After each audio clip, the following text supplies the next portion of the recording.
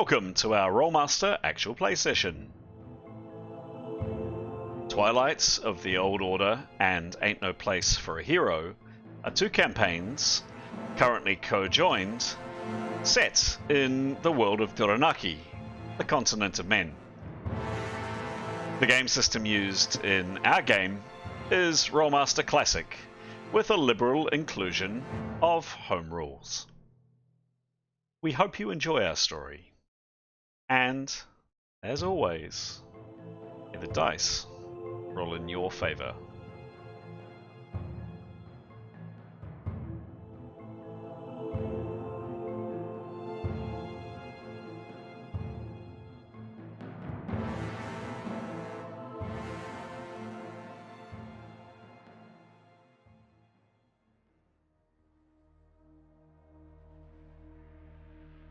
This is episode 91 of Twilight of the Old Order, and episode 69 of Ain't No Place for a Hero. The two parties are on a desperate quest to recover two more arcane lodestones, which they hope lead to their escape from the strange, multi-dimensional place known as the In-Between.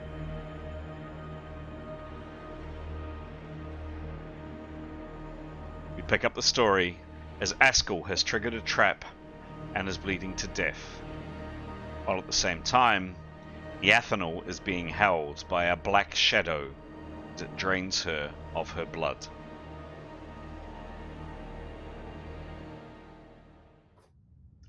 Hello, I'm Chris, otherwise known as GM Chance, and welcome to our story. As you can see on screen, there is a fair whack of characters in our game. Hopefully you will have picked up if you've been listening to the previous sessions, or perhaps reading the comments. We have two campaigns that have melded together, 6 characters in each, hence we have 12 individual characters up on screen. I'm going to call on each player to quickly introduce who they're playing this evening. Aidan, take it away, please. Hello, I'm Aidan, and I'm playing Grey. He's a strong and silent, handsome half-elf slash beastmaster. He's got a few handy spells that he can use, and he's fantastic with his golden axe, which he uses for chopping many things. Excellent. Thank you very much. Graham. I'm playing 4 characters. 2 from the same party as Grey.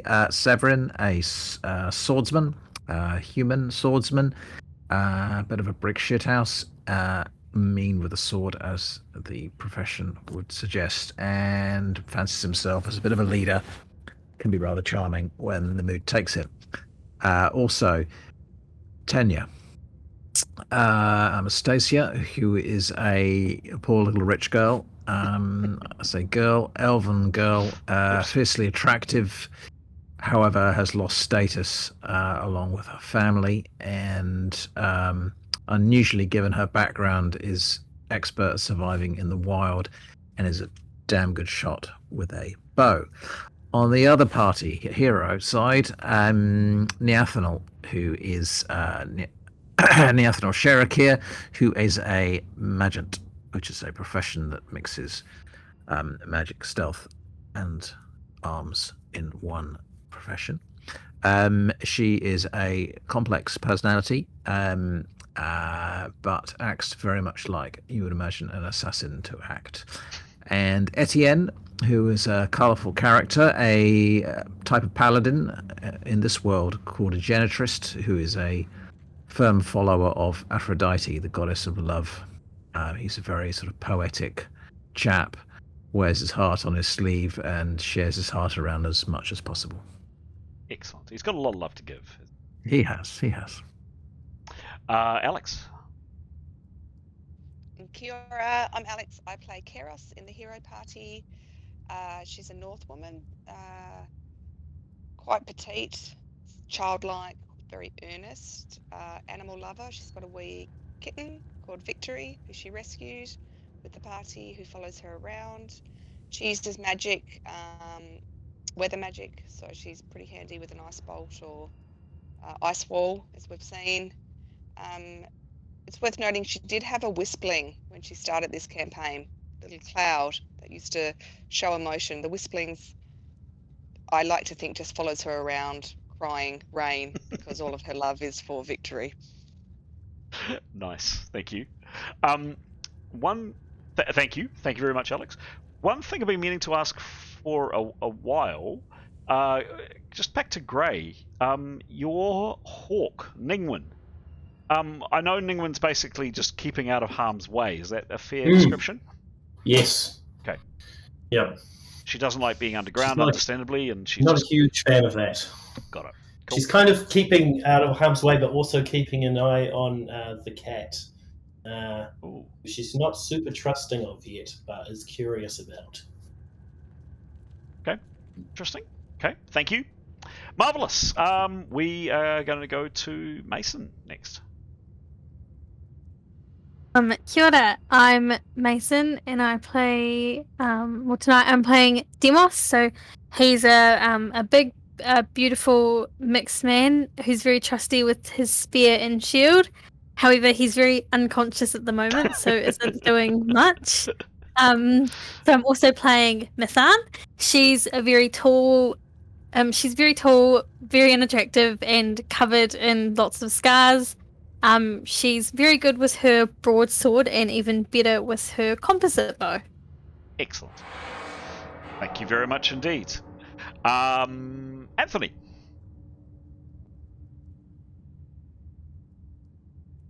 Sorry. So on the buttons. All right. So tonight I'm playing my usual character, Askel, or Askel for short. He's a tall half-elf warrior mage who comes from a port city, and his favourite weapon is his cutlass. His most frequently used spell is his shield, but I don't think that would have helped him last session. Also tonight, for a bit... I'm back. Oh. I'll do the intro anyway. Or do you want to do it? Go ahead. Okay. Just introing Jada, a very tall and beautiful human Arab woman, and she's a lay healer.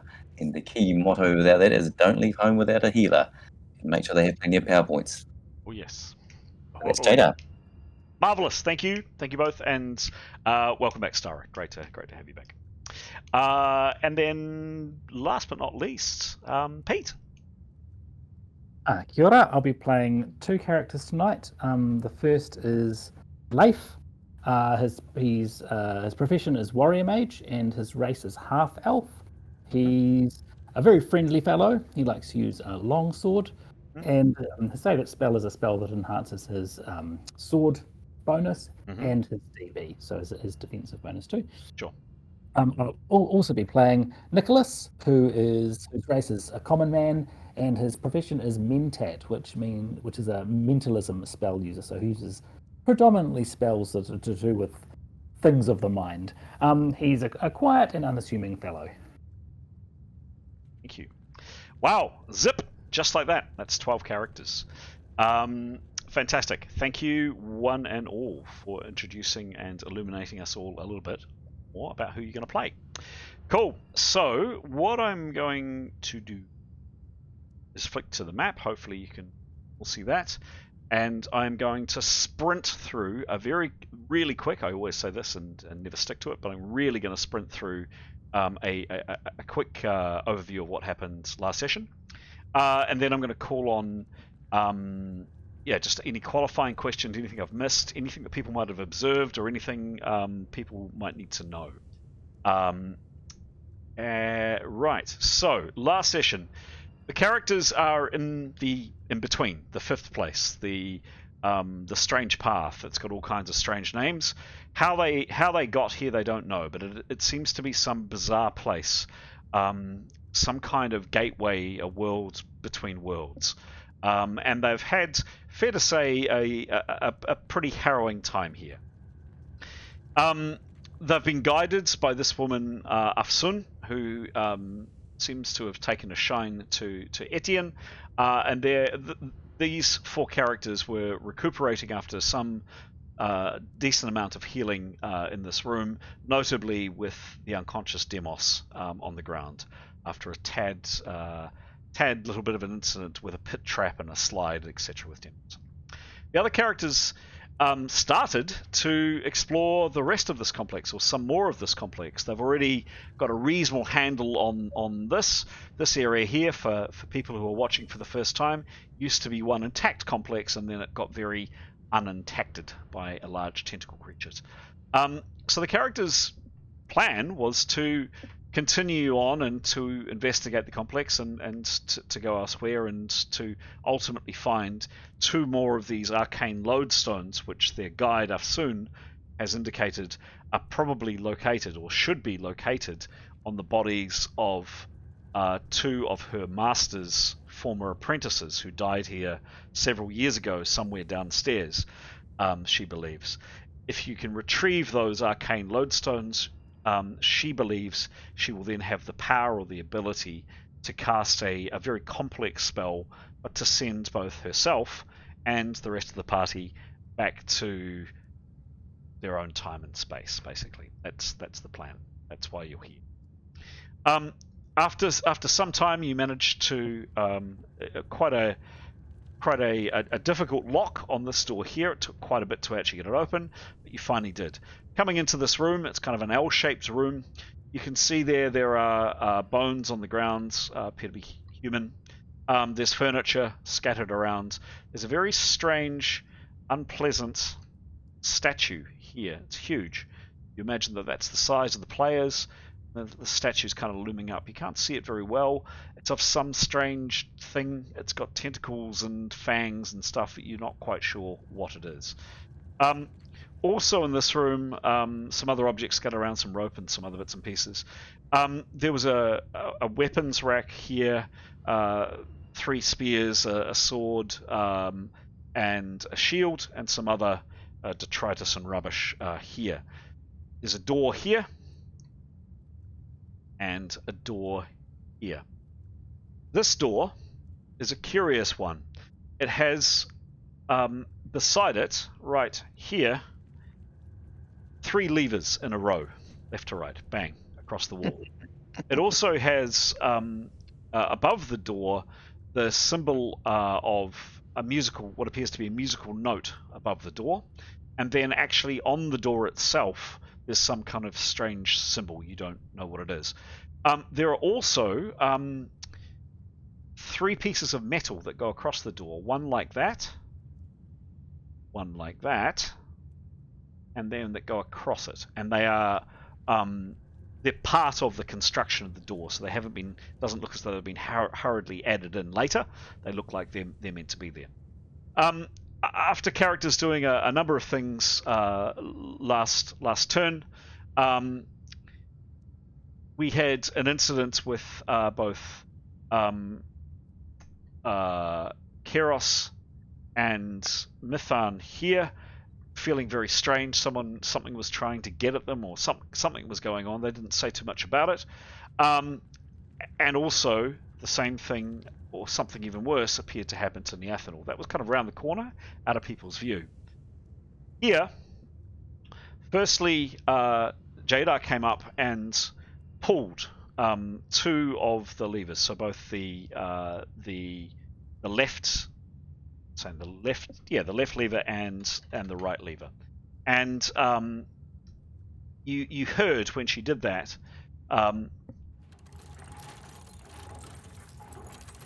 the sounds of kind of gears and machinery churning, etc.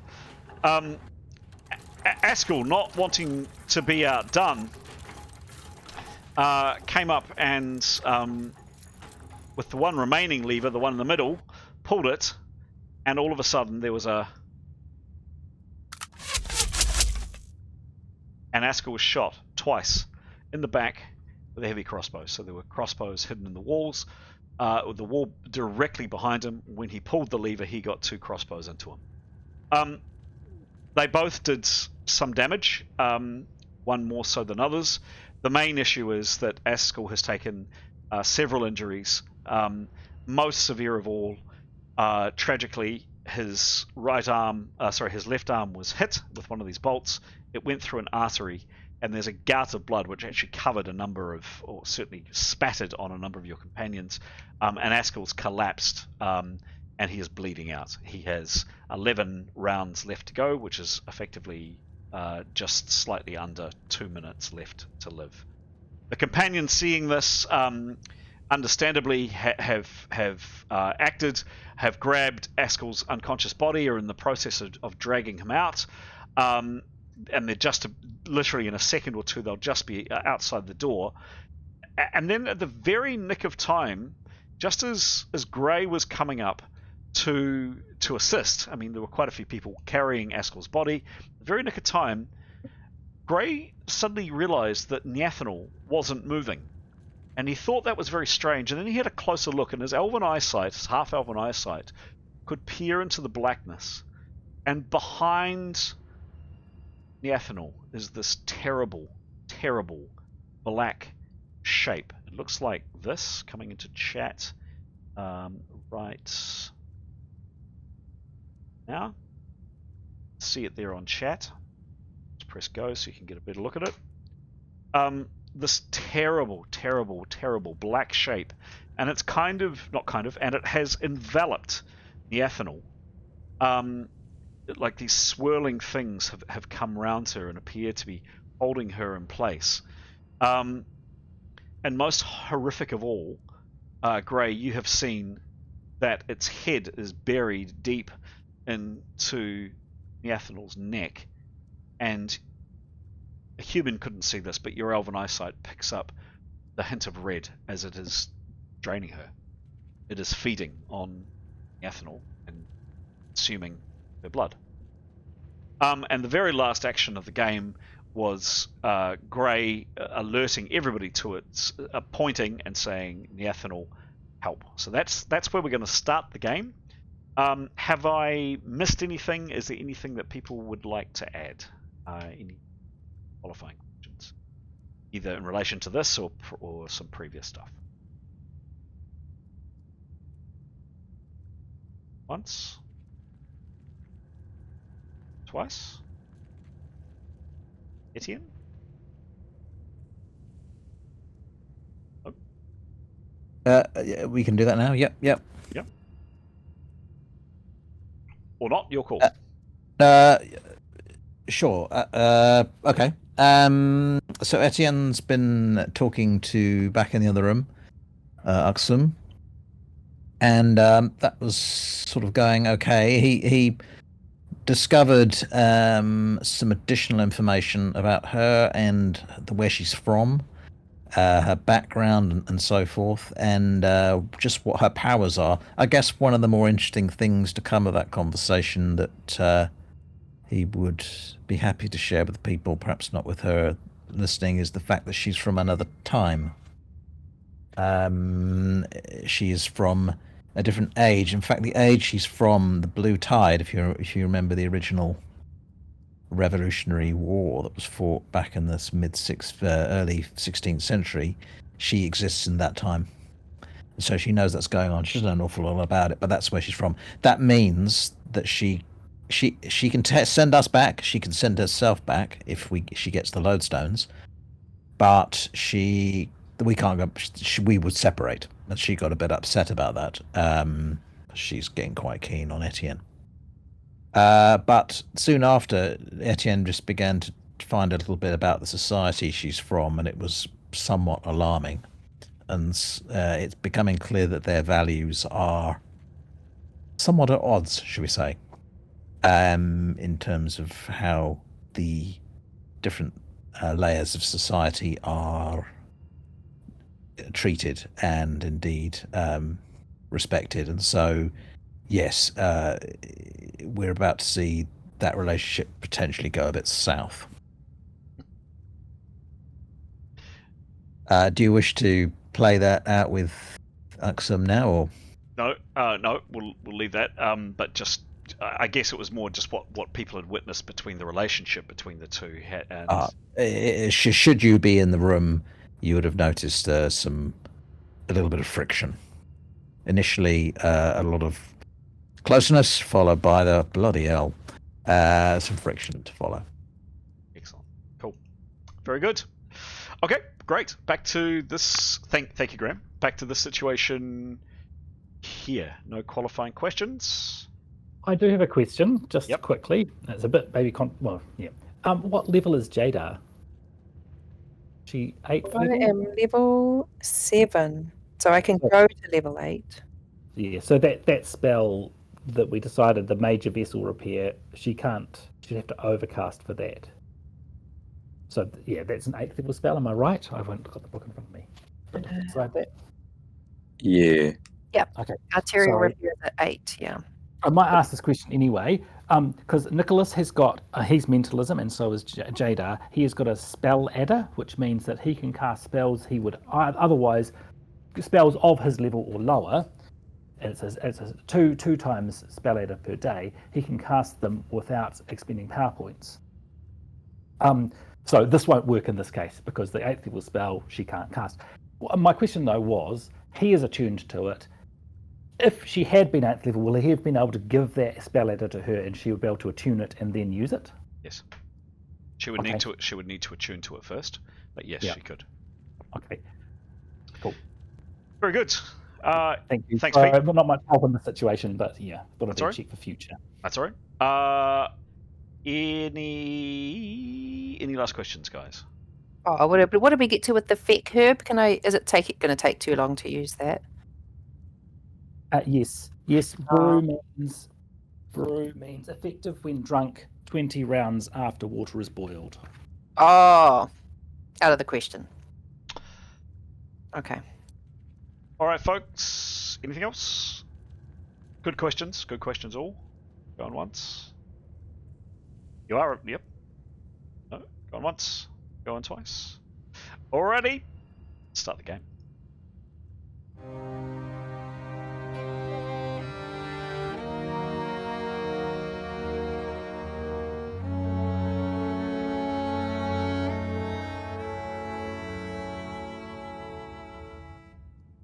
So we're into rounds, because every second is precious. Roll initiative, and we are off. The very first person to act, or rather not act, is Niathanel. Niathanel, I'm afraid.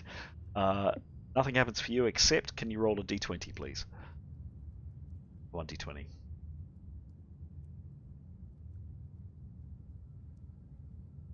Four. 4. Hit points go down by another 4.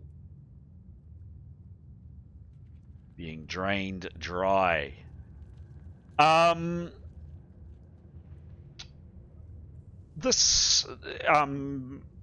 Gray, you've just pointed out this horrible thing latched onto Niathanel. It kind of looks up at you, but then really doesn't pay you anymore. Goes about its business some more. Next up is Leif, back in the other room. Fair to say, Leif, you're unaware of any of this. Move on. That's okay. Great. So you have just seen this. You've just pointed this out. What do you do? Ray would continue to signal to people to look at what's happening and go to assess closer. I mean, I'd say he'd probably draw his axe as he's walking to get. Sure. Yeah, I don't think it'll be very effective, but he would probably still try and take a shot. So where does he go? So he goes towards Niathanel. So he can easily. There's enough room for him. Tell me where you place him. He probably like just next to about there. Up there. Cool. All right. When you step in, can you make a channeling resistance roll, please? Is that the 100? Always. Yes. Cool. Oh, sorry.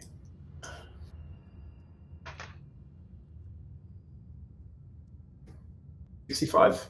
65. And what level is he again, please? 6. 6, 65, and 6. Mhm. And what's his channeling? His channeling.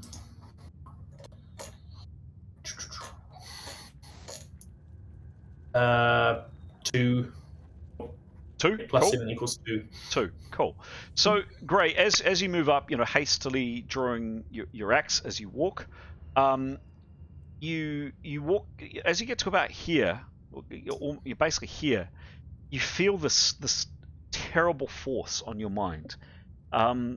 Something is not wanting you to do anything. It wants you to be blank. It wants you to be void. But whatever it is, the desperation of trying to help your friend, this terrible situation of watching another of your companions being shot in the back, whatever, Gray, you push through it. You walk your way up, and you're standing next to this thing. It really doesn't look too bothered. It's, as I say, it's still fixed on Niathanel's neck. You've moved a space of all of what, 5, 10, 15 foot. You've done that in a fraction of a round. I'm going to say you quite comfortably have, and you drew as you walked. So I'm going to say you have 60% left to act. What do you do with your remaining? I mean, I think. Just trying to think whether he would probably. Whether he would try and pull Niathanel away. Okay. Yeah, I think that's what he would try and do. He would try and pull Niathanel. Okay.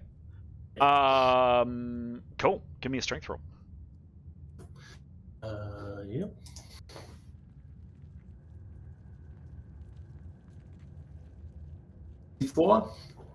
Sorry, what E4? 64. 64. Cool. And what's the strength bonus? Strength bonus.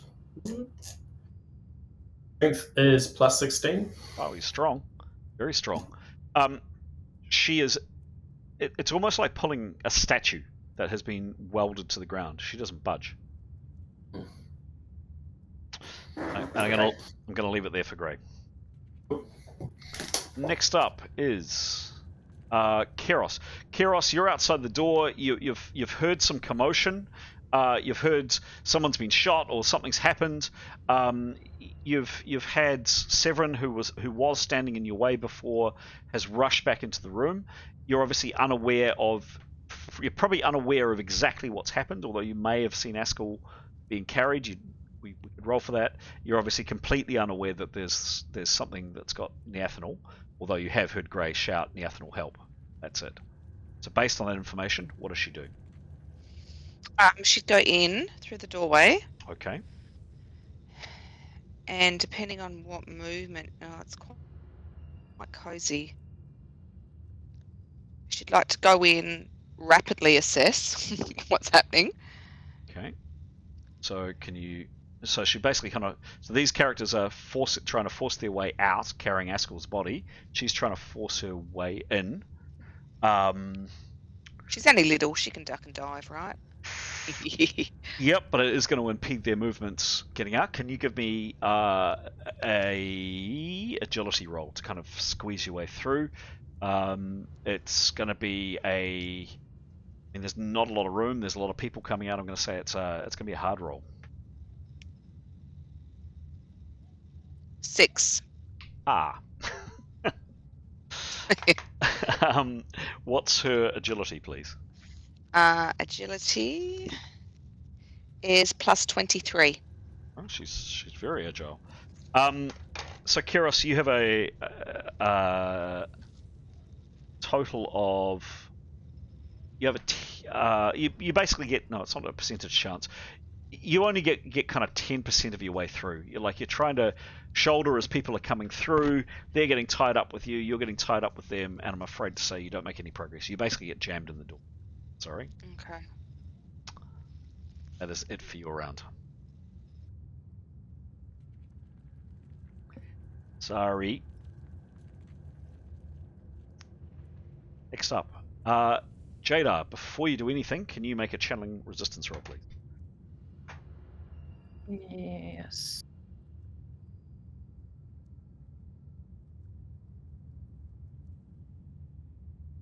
84. Ooh, nice. And what level are you, please? I'm level 7. Oh, do you mean what? Yeah. Yep. What level on what? 7? 7? 7. Yep. So very similar to Grey, you felt this terrible malevolent force trying to basically weld you to that spot. You kind of shrug it off. You're unaware of what's behind you because realistically you'd be facing, unless you turn around, of course, you'd be trying to help Askel. So I'm imagining that kind of Severin, whoops, Scaroff is more way actually. Severin, Mithan, and Tanya are kind of hauling Askel's body out. What do you do, please, Jada? Oh my gosh. Well, is Askel awake? No, he's unconscious. Hmm. And sorry, do I know what's going on behind Niathanel? Niathanel? Niathanel, no. Nothing. I can just feel I'm being stuck to the ground. Correct. And I can tell that Niathanel's not happy, though, not moving like the rest of us. No, you are up until Grey saying and pointing and saying Niathanel help. The only in inverted commas problem you're aware of is that Askel's bleeding to death. Okay, so I don't really know then. So I'll just keep trying to follow Askel out. Okay.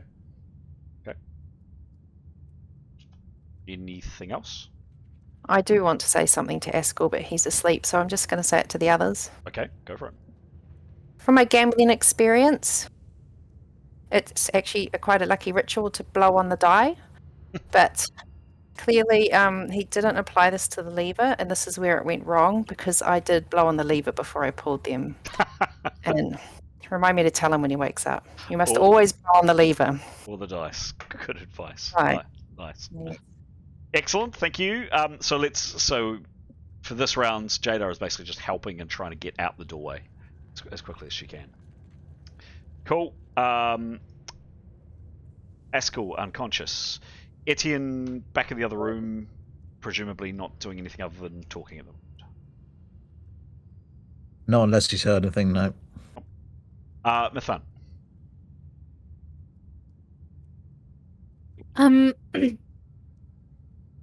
She would have heard Grey Yes. pointing.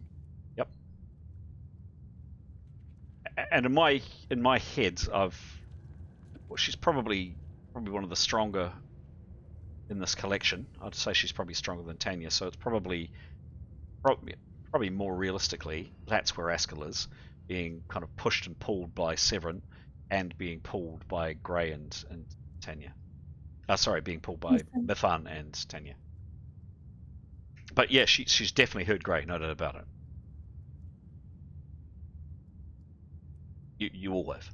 I kind of feel like Pete, like, correct me if I'm wrong, I kind of feel like she'd drop Askel because she just cared that little bit more about Niathanel because she's in the party. Right? She knows her better. If I can just sort of guess a little bit, she's Yes, just had please. a nasty experience over there, and she might connect the dots with Niathanel. That's I don't know what her experience was, but if she's okay, so I think she'd have loyalty. Yeah, you're right. Yeah, so I think she'd eye, I guess, Severin to like, I'm gonna drop him and sidestep over and just see if she can see anything without moving closer, because she's had those heebie-jeebie experiences and doesn't really want to experience it again if she doesn't need to. Sure, could you give me a perception roll, please? And I'll give you a pretty hefty bonus on this because Grey has pointed out something. This will be masked. Actually, no, it won't be masked because you're aware that something's there. 68. 68. What's her perception?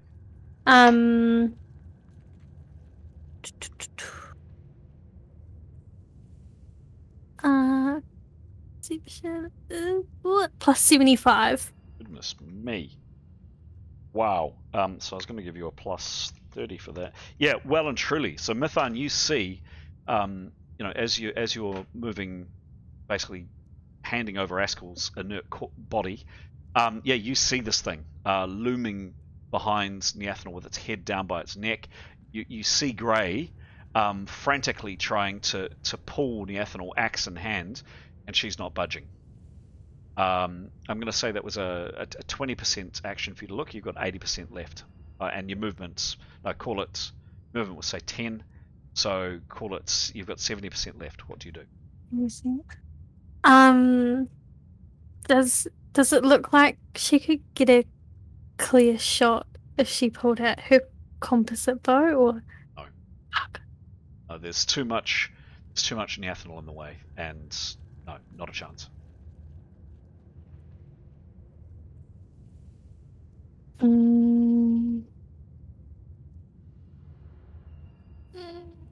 I think she'd probably draw her broadsword and meander forward. Meander? Okay, sure. Yeah, not meander, but just It's a pleasant stroll in the countryside. I suppose cautiously step forward and just, I don't know, see if she can kind of really pay attention to when the heebie-jeebies start. Okay. So there, I'd like you to roll a channeling roll, please. Is that still a D100? Yes, please. Sorry. Okay. 77. 77. Wow, you guys are rolling well tonight. And she's 8th level, I believe. Yes. What's her channeling?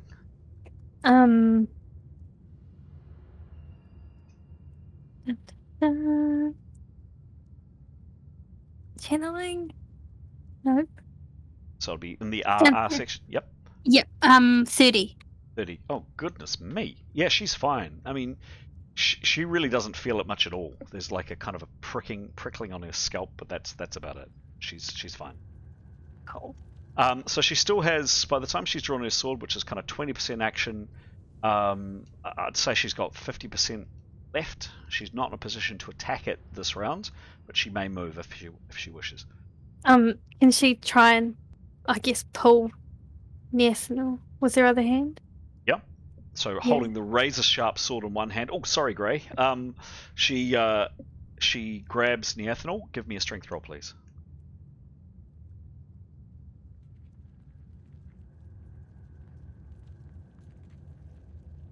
Sorry. Oh no, there it goes. 34.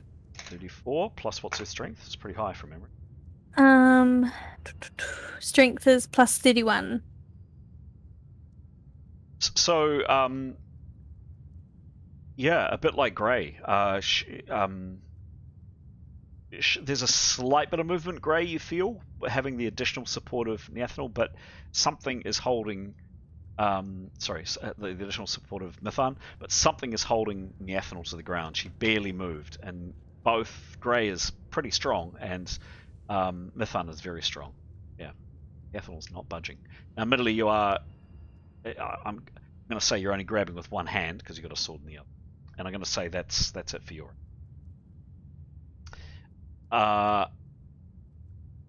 Nicholas, so sheer merry hell has broken loose inside there. You're looking through.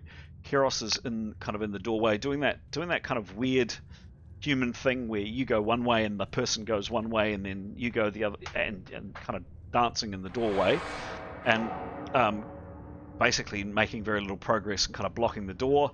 Others are coming up, and you can see others kind of moving behind. Keros, what do you do? Can he see a bleeding Askel? I'm gonna give me a perception roll, unmasked. It'll be very hard. There's a lot of stuff going on there. Well, actually, he's planning on moving up anyway.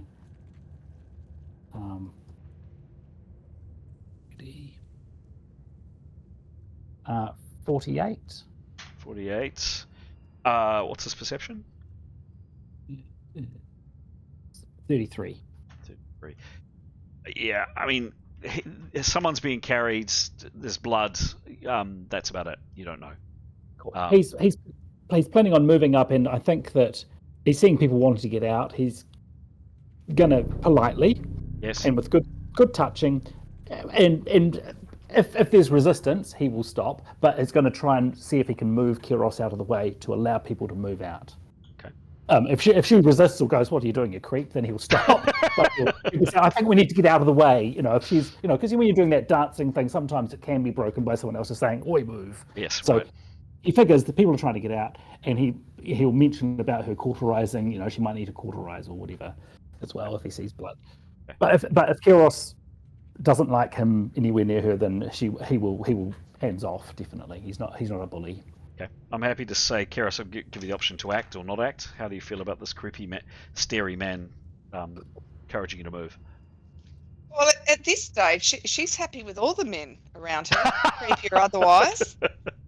So she will be directed. Okay. Although if they met in a bar and he tried to get past her and put a hand on her hip, she wouldn't be happy. No. I think Nicholas also was kind with the cat at some point. I think maybe he got brownie points with Kiros for that. I think. Yeah, no, she would move. She would move. Okay, out of the way. Done. Cool. Anything else? I mean, that took say 30% of your rounds. Nicholas had planned to be on the other side of the door. Other side, so over here. Correct. Because that gets better access to, I suppose. Yeah. Okay. All right. Cool. Next up, Tanya, you and Severin are basically left helping Askel's inert body. There's literally spurts of blood. There's a large trail of blood going behind you. What do you do? I think she's going to have to leap into action. I think, given Karos's appearance and Nicola's appearance at the door, she'll move and shriek at the same time, saying, "Get Askel," and then she'll run down the wall and try and stab the thing. Okay. She'd have to kind of figure out what's going on first. So she need to turn around. And again, ask for a perception roll, please, with a very healthy bonus, because she's been alerted that something's there. Give me a roll. 11, and her perception is plus 77. 77 plus 30. Yeah, even with your elven eyesight, Tanya, the people are clearly perturbed about something. There's kind of some wispy smoke or something down there. Is there a shape? It's hard to see. You can't quite see what all the fuss is about, to be honest. But there's clearly something. People are heading that direction. You can see Mithan and Grey pulling on Niathanel. And then this kind of fog or mist or something around, or darker shadows around Niathanel. But more than that, just in this brief second, you can't see. You'd be welcome to take another look if you like, or you can act on that limited information. Well, I think she'd probably move forward, draw a sword, and move along the wall. Okay, sure and thing. Then see if she sees anything else. Okay, cool. When she gets to here, can you roll a channeling resistance roll, please? 77. So rolling really well tonight. Plus? -1, I think. Yeah, -1. And she's what level? 7th. 7th. Yeah, she again, she like probably more like Ray. There was definitely a horrible presence that was trying to get at her, but she managed to fend it off. Yeah. I mean, that's a matter of a foot or so. To draw your sword, I'm saying you're doing it at the same time, so call that. And she had a look, which was 10%. Give me another perception roll to try to spot it. You'll get a large bonus because you're closer.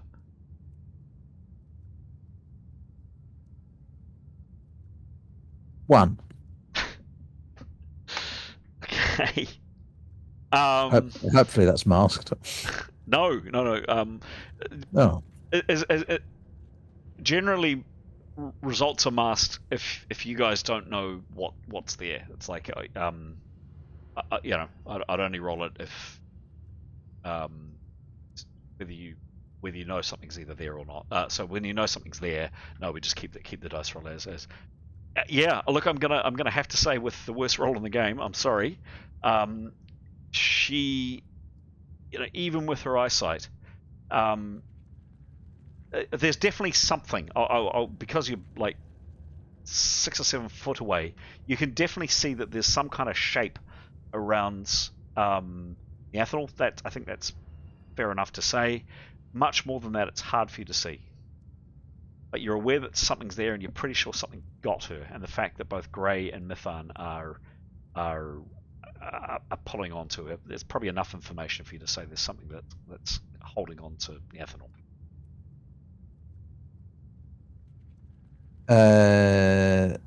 Right, so I can't act, or because I don't know what's there, or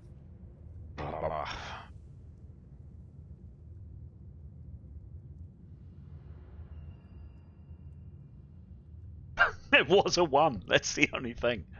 Roll again, because it is open-ended. Roll again, and let's see how bad or good this next roll is. for fuck's sake, 1. Well, no, that's 2 good. ones. No, that's good. Oh, I see. Because it's open-ended down. If you'd rolled okay. if you'd rolled a 99, you would have had problems because it would have been 99. Okay, look.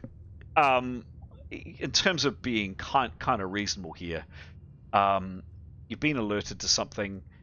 The exact shape, so that image that I posted in the chat, you wouldn't have seen exactly that, but I think you probably have enough information to make out there is some black shape holding on to Niathanel. Yes, you can act. I'll try and stab the black shape. Okay. She does have her sword is Sword of Slaying, which was set to dead things. Sure. Yes, it was. So Yeah. you were there. You took 10% to act for a perception roll. You drew your sword. Say that you drew and walked at the same time. So only another 10% for that, and then a second perception roll, 10. So all told, 30. So you can attack. A bit generous there. You can, because you drew at the same time. Sorry, just thinking it through in my wee GM's head. I'll say you've got 60% left to act. So 60% to attack. I'll go all in. All in, cool. Yeah. It'll be a flank. Yeah. Cool. Oh, Jesus. 20. I don't know what happened to this great rolling tonight, but it hasn't affected me. 20 plus 97. Yep. All in. Yeah. So really weird, Tanya. Really, really weird. Your sword cuts into kind of this blacker than black shape behind Niathanel, and it's really hard to describe. If you tried to describe it to someone afterwards, you really couldn't. For fractions of a second, you feel like your blade has met resistance, is cutting through flesh or tissue or something, and then for a fraction of a second, it just feels like it's smoke or air or something. So you almost feel as though your blade's cut, but it hasn't. It's a really, really strange thing. However, for game terms, 12 in an A. Roll the A critical, please. Remind me, what's the effect of the slay? I can't remember. Sure. So in the Rolemaster tables, there is a set of columns for either large creature crits or super large creature crits, and you have So if you were fighting a monster that was a large creature and you were using a normal weapon, you'd use the normal column, or magic, you'd use a magic, the magic column, mithril column, holy arms, and then finally slaying is the last one. And it is a very, very, it's probably the most potent critical result in the game. It's a very good one to roll on. Give me a roll, please. Okay. Rolls are very good. 21. 21.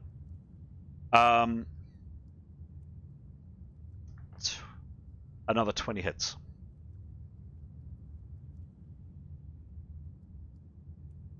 Okay.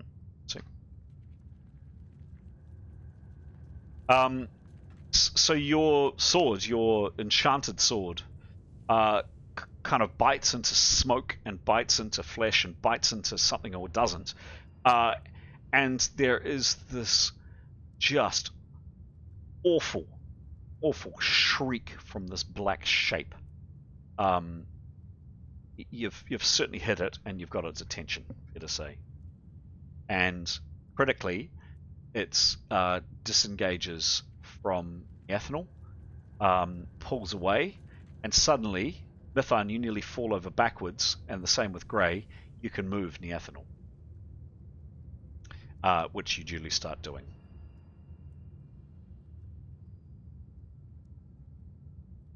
Severin. So what's Severin's awareness? What's his... So he's heard Grey say something about Niathanel help. He's seen a number of his friends go in that direction. He's the last one carrying Askel's bleeding body. What does he do? Well, I think similarly, if he's seen the other two at the door and there's something going on, he's urgent attention in the room itself, he'll implore the others to move the body, and he will turn to face whatever it is. Okay. And probably instinctively draw. But well, let's I do a perception, do I? Please.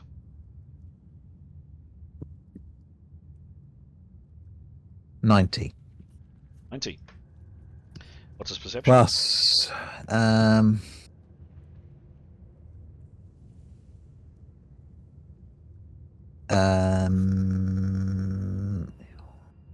69. Cool. Yeah, Severin, you see it. No messing around for you. Nothing. Nothing is hidden from your view. Even in the dim light of this room, the shaky torchlight, you see this black shape enveloping this woman, Niathanel. What do you do?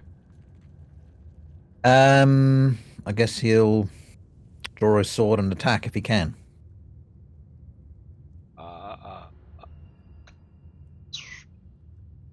Mithan is pulling Niathanel back, as is Grey. Jada's in the process. I'm going to say, Jada, you were saying you were helping Askel out. I'm happy to say if you are, unless you're doing something else, that you would have continued that action and pulled Askel out. Okay. Yeah, I'm just covering whilst Dara's attending to a phone call. Okay. And I also chip in that Nicholas has had remaining action, and if after Severin's call to help, he would also help if he could. Yep. Okay. So Askel is now out of the room, leaving a trail of blood, or is in the process of going. Yeah, Severin, you can draw 5, 10, 15. I'm going to say, however, you can't attack at the moment. It's getting really super crowded in here. And there just isn't enough room at the back. But after these companions go, which will be next round, you believe you probably can. And how much of the activity have I taken there? 10% for perception, 20 to draw the sword while you're moving. Probably call it 10 to draw while you're moving. Move 10 foot. I'd say you'd have 70% left. Do you remember what an adrenal? I'd have to look it up. You don't know, do you, Pete?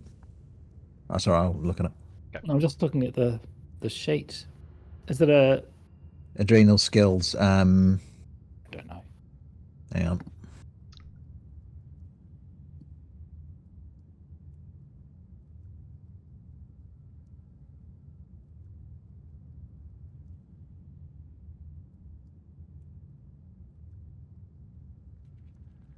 Okay, I'm gonna move it on.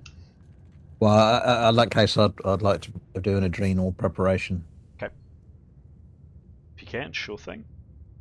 And the other thing I'd like to do is shout something in alarm. Okay.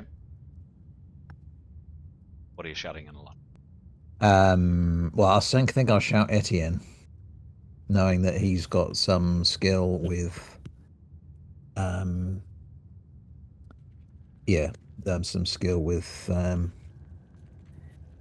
undead. Okay. So yelling Etienne. Cool. Yeah. All right, sounds good. We'll roll a perception roll for Etienne to see if he hears that. Cool. That is the end of the round. Next round, initiative is off. And this hideous thing here has pulled itself off Niathanel, turns for a fraction of a second, Tanya, and hisses at you, and you get a look inside this creature's cowl of its hood. This ancient, wrinkled, shriveled face that perhaps was maybe human, you're not sure, filled with malice and hatred and utter horror, and its eyes just bore into your soul, Tanya. And then with that, it just melds into the deeper shadows in the room, and it's gone.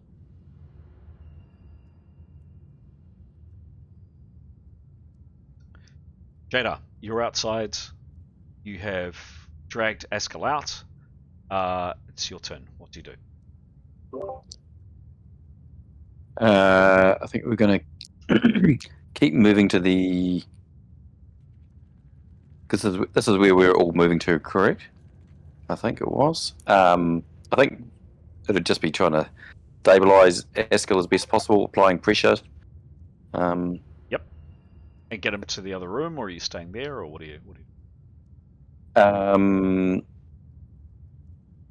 Yeah, we'll go. We'll keep moving to the other room. Okay, sure thing. Yeah. Nicholas, you're assisting with that. Yes, I think Nicholas's idea was to see if Kiros could do anything for Askel. Okay. Before moving him, I suppose. Well, actually, let's just play it out. What Jada? What do you do? It's probably the easiest way to go. Yeah, we'll just keep moving to the other room. Okay. So Jada, you're kind of dragging Askel. Probably don't get him quite that far, but yep, you're in the process of dragging him along. There's quite a trail he is leaving. Niathanel, all of a sudden, you're back. You feel very weak. There's something running down your neck, something warm running down your neck, and you're staring into the face of quite an alarming face of Nithan, the handsome half-naked half-elf, quite a lot of halves, is standing by your side trying to pull you. There's the strange man Severin, who you don't know very well, and they're all kind of looking at you. What do you do or say? Am I aware of... I have no idea what happened. What happened? Okay, we'll kind of cut. I'm keeping to rounds, guys, because of someone bleeding to death. Keros, what are you doing, please? Where did I get politely moved to? If you could just show me where I am, Right there. please. And where's Askel? Kind of halfway through this doorway. So, do you mind just spinning for me? I can't see him. Like, which side of the door is he? Oh, he's in the doorway. Oh, he's in the doorway. Yep. Coming Jada. towards me? No, Jada's taking him through this. Away from me. Yep. So Jada's taking him through here. The intention of bringing him into here. Okay, I'm going to trot behind. Yep. And I can obviously see he's bleeding. Oh, God, yes. The blood trail. So I'll be looking to cauterize. Okay. Would that be appropriate, given He's a moving target, so you. I mean, you could. Can I prepare and move? No, I can't. 90 and 10, isn't it? Correct. 90. So I'll be trotting. Hmm. Trot, and as soon as we've stopped, I don't need to prepare because I've got that magic thing, because I'm special, and I'll be looking to cauterize the first gaping wound I see. Okay, cool. All right. Sounds good. Understood. Leif, Leif, give me a perception roll to. From memory, you guys closed both this door and this door to keep safe. Correct? Correct. Yes, in fact, I need it. Okay, so could you give me a perception roll, please, Leif, to hear if Severin yelling. Askel. It's a 20 What's the bonus?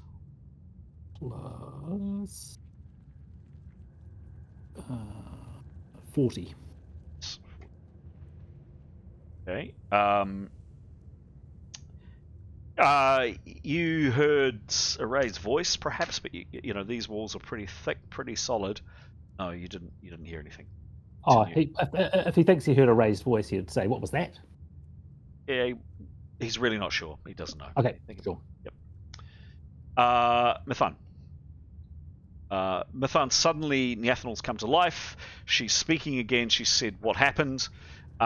You're holding onto her hand, kind of staring at her. What do you, with a sword in your hand? What do you do? We'll say. I'd say there was something. Something was trying to eat you. It's gone now though. Are you feeling okay? Oh, who cares? Well, she does. They're having a conversation.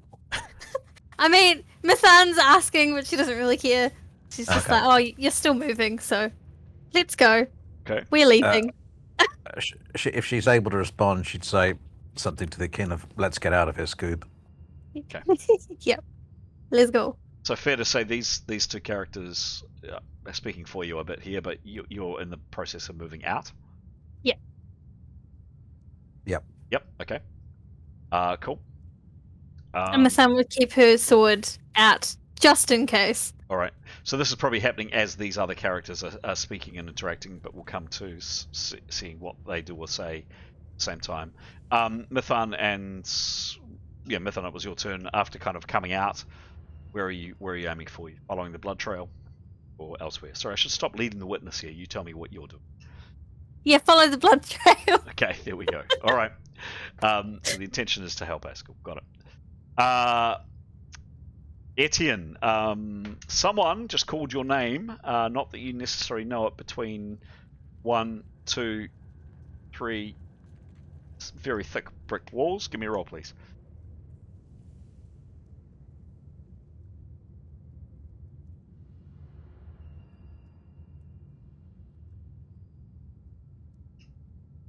Hello. All right. Hi. Yeah, I doubt he will. His perception's shit. Okay. Oh, he rolled a 93 though. You can, but yeah. Probably not enough. I'm sorry. They are really pretty solid walls. Only plus 15. Okay, it's not bad. Okay. Gray, you were kind of part of that. Hey, let's get out of here. Stuff. Did you say or do anything when Niathanel kind of came around? Any interactions? Anything you're doing? He would have a big sniff just to see what it was. Yeah, give me a roll. And he would also be looking to get out pretty quick because it was freaky. Yep.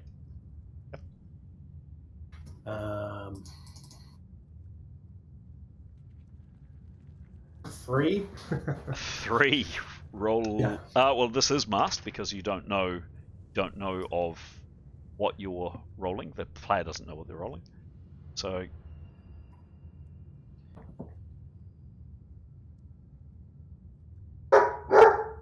Oh, hello, Pooch.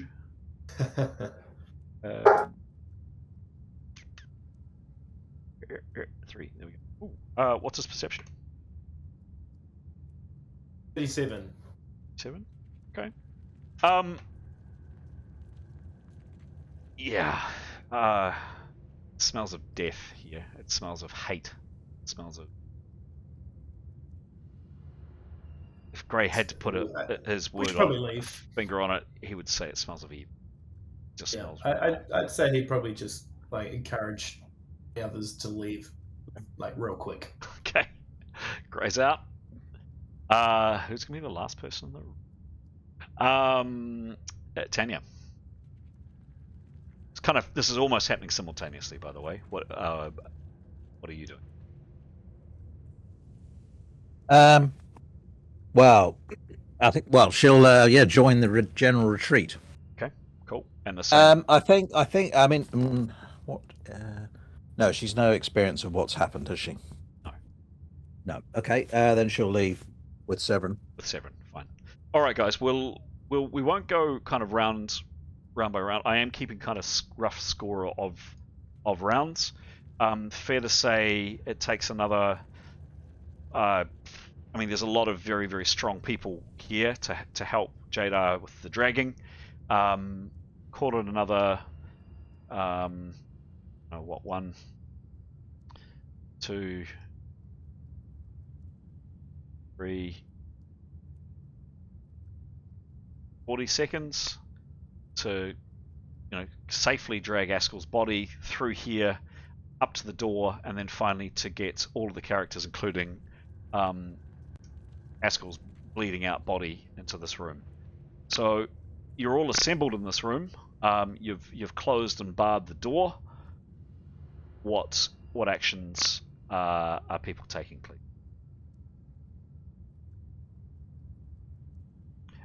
Shall we just? I'll phrase it this way: is anybody doing anything I should be aware of that is not in relation to trying to save Askel? Is it else doing or saying or acting and doing something else that's not directly medically focused? Nicola sort of closed the door of the other room, the trap door, the crossbow trap room. Yeah, close that door to keep that nasty in, definitely. Yeah. And Severin would accompany him and help with the door and also stick with him. Okay, cool. Okay. And Niathanel would like to try and heal herself, but that's by the by. Okay, sure thing. Well, actually, why don't we resolve that now? What does she do to self heal? Well, she'd prepare 4 rounds and then she'd cast her hit point renewal, which is called pain relief. So it's a heal 1 hit per minute. Okay. Cool. Give me a roll for the spell, please. Gesticulating, making noises. Yep. 21. Spell goes off. She's quite a few points down, but saying that, assuming that you guys are going to be here for a bit of time, and assuming nothing else happens, let's say she's on full hits after some time of basically sitting and watching while proceedings go on. Cool. All right. So that was obviously happening while other things were taking place. So it's at round 6. At round 11, Askel is no more. What are people doing this round, please? 6. Oh, before that. Oh, sorry. Kiros is doing her thing, isn't she? Sorry, I thought we were not jumping into her head. Is that right, Kiros? Kiros is going to do her thing. Cool. Give me a roll, please. Yep.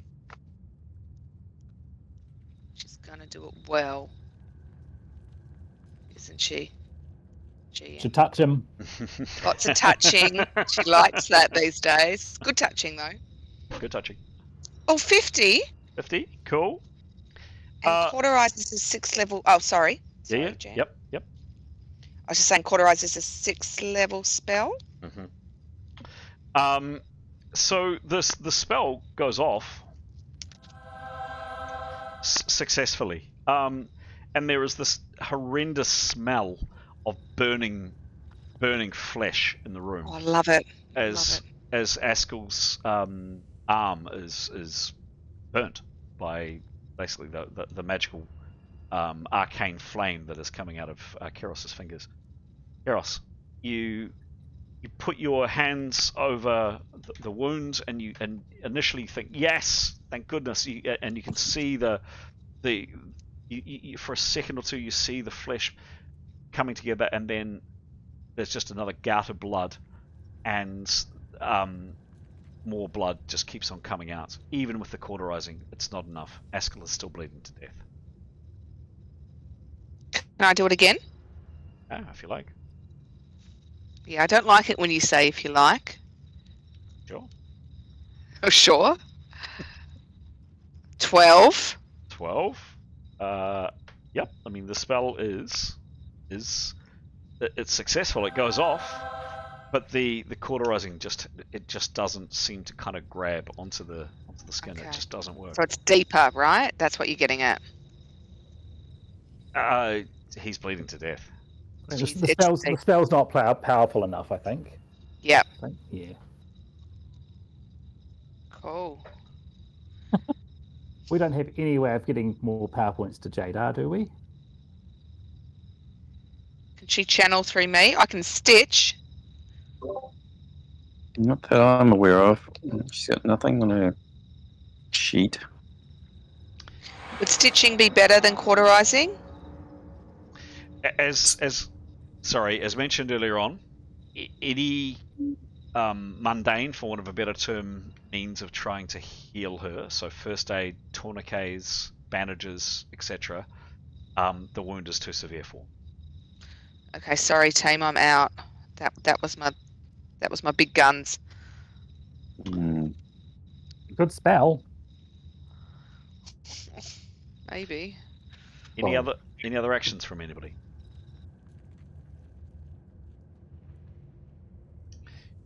No. Time ticks past. Oh. No. And So you can do blow stoppage. Allows cast to reduce target's blood loss, but my understanding is we need a powerful spell of vessel repair. correct. yeah, arterial repair. And we can't change rings. I mean, of spell adder type things to enable. No, because a spell adder won't work because it's you only get a sort of a PowerPoint free. Like you don't have to pay the PowerPoints on a spell. That's what a spell adder does. You don't have to pay the PowerPoints, but it has to be a spell that's your level or lower, one that you can cast without overcasting. Shit. Right. So that's for the spell adder, and because it's an 8th level spell and Jadar is 7th level, she can't use an adder to cast that spell. If she's got a 7th level spell or lower that would is like a major vessel repair, then Nicholas would be happy to give her his, the spell adder, and she'd have to attune it. The only other thing would be, and I think that we've made it, there's a restriction on multipliers, I think, because switching multipliers around between people is not appropriate. It's not an option because it's like too much power. You have to have decent time to attune to a multiplier or something. Is that right? Right. Yeah. So there's vein repair, which is level 7, same as Jadar, but recovery time is 1 to 10, depending on the size of the artery and the severity of the damage. So this is arterial repair. Needs distance too. I'm sorry to say that in one realm of existence, all of you stand around transfixed in horror as the last few drops of blood come out of Askel's veins. Body shudders, and he dies in front of you. Oh my god, Askel!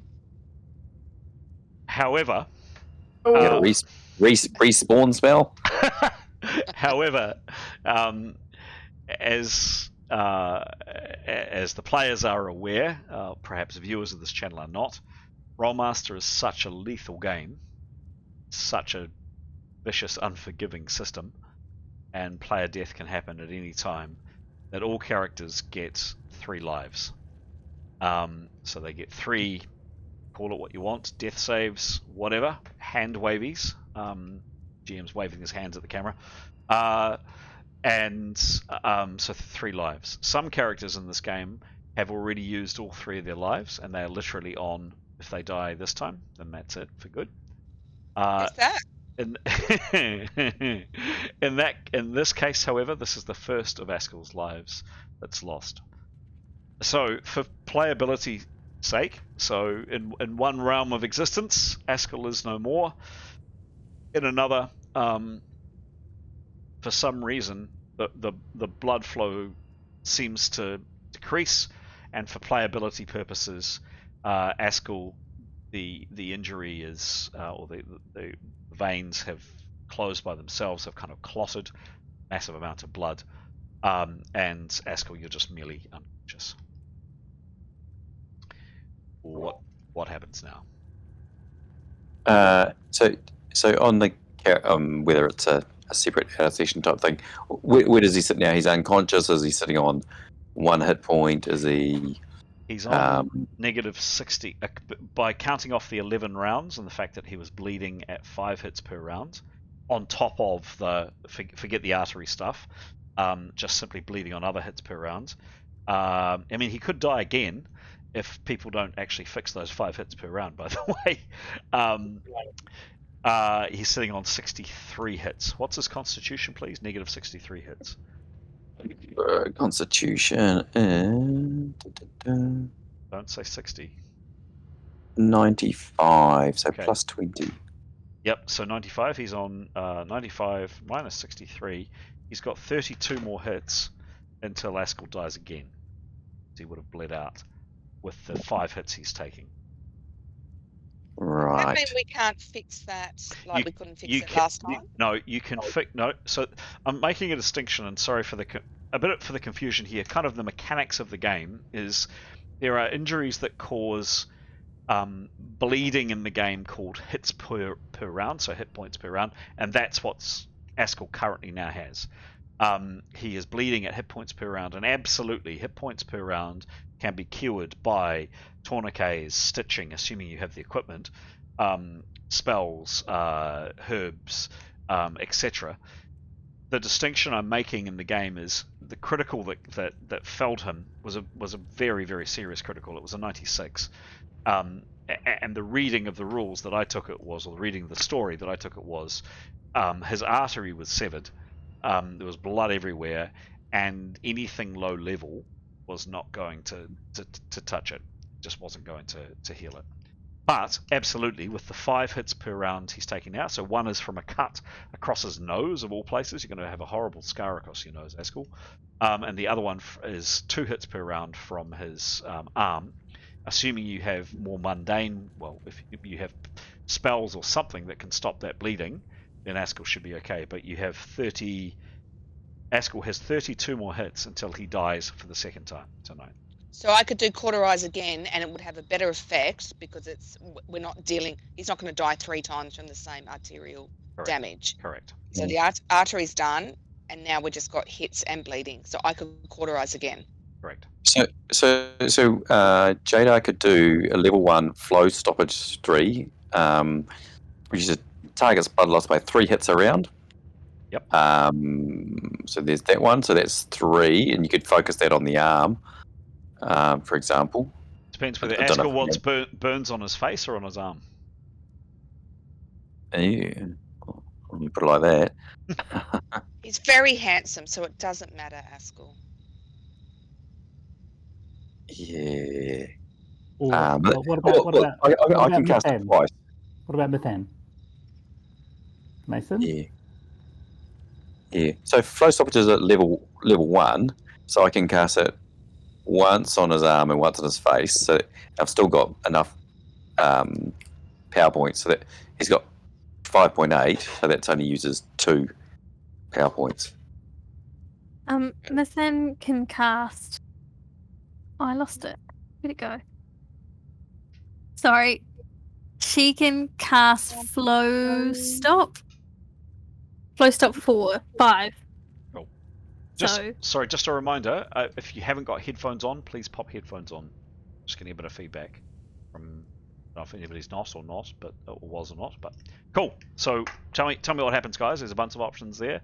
I'm not gonna. Yeah, you guys decide. Tell me what happens. So, Mason, flow stoppage 4 you've got. What's that descriptor? How many?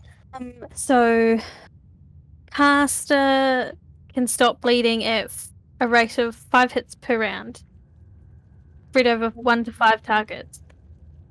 Oh, yeah. So, GM, here's a question. So, when you cast a spell, is it directed at the area, the limb? Like, so in this case, it's the arm and the face, or if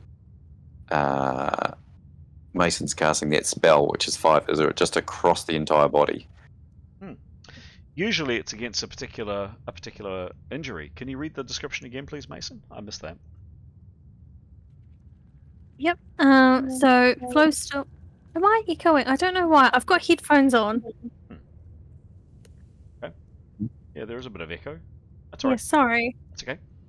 Hang on. Wonder if that helps. Anyway, flow stop 5. It's flow stop 1, except that caster can stop bleeding at rate of 5 hits per round total, spread over 1 to 5 targets. Interesting. So I guess to answer you, thanks, Mason. I guess with that question, Jadar, yeah, it's spread over several. Usually, it's one injury. It's one wound, but it sounds like it can go over several. Yeah, well, even flow stoppage 3 says allow caster to reduce a target's. Mm-hmm. So to me, that implies a person's blood loss. Yeah. So even flow stoppage 3. Yeah. In that case, I recommend. Plus the cauterizing. Well, do you need to? Don't know. Yeah. Cauterizing is stops bleeding by burning tissue closed. Target takes 1 hit point per point of bleeding. Target also gains scar tissue with size based on size of wound. Cauterize when the spell is cast on a target for any purpose other. Oh well, we're not doing that. Yeah, I wouldn't think you need, if Mason casts flow stoppage 5, that should cover off both the arm and the face. Okay. And that'll cover off the 5 hits per round. That'll stop all the bleeding. Excellent. That's what's happening. Give me a roll. Yep. Where's the chat? Oh, no pressure. Saving a life here, Mython. 61. 61. That spell is Nice. successful. Askel, you stop bleeding.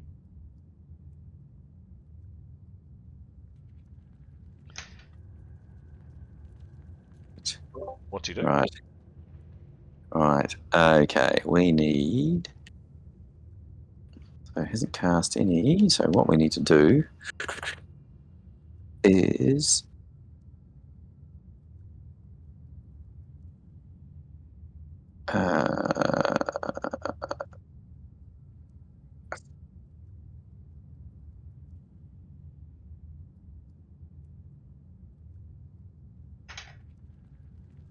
Yes, we don't have enough power points. I'm going to Askel J-Double to do about 3 healing 1 spells. Sure, give me a roll. Back to back. Okay. Basically, only fails on 1s or 2s here. Okay. Oh, 98. Nice. That's 1. It's a definite success. Second one is 35. Success. And the third one, 59. Success. How many hits are healed? Okay, it's 1d10 per spellcast, so I'll do a 3d10. So total 15. 15. School. Low. We're on negative 61. You're now 63. You're now on negative 48. you weren't being helped by anybody, it would take you 48 hours to gain consciousness. Okay. Jada might as well use 2 more. Two more casts. Sure thing. Yeah. So another 52. Yes.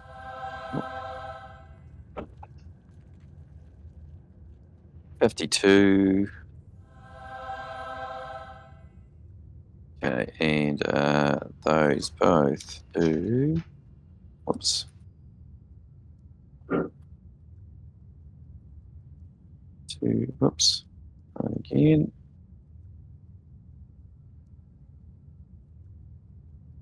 8. Another 8. -8, so you're on negative. All right. 40.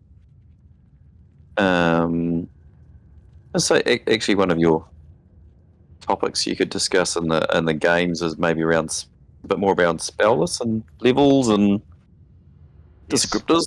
Yes. Might Yes. be one for the future. Yes. One for the future, for sure. But yeah, so that'll be Jada. She's tapped out now. Just before we go much further, I will point out that 50 from earlier. Sorry. We get to Which the 50 was that, Pete? Who rolled the 50? Cauterizing 50. Sorry. Sorry, not sorry. Yeah, I rolled a 50. Can you roll the 50, please, and let's see what happens. So just roll again. Yeah, please. Oh, please.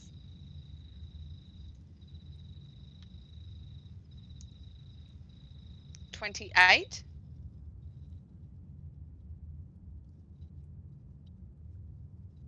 Pete. My conscience got the better of me. Yeah, will you get rid of that?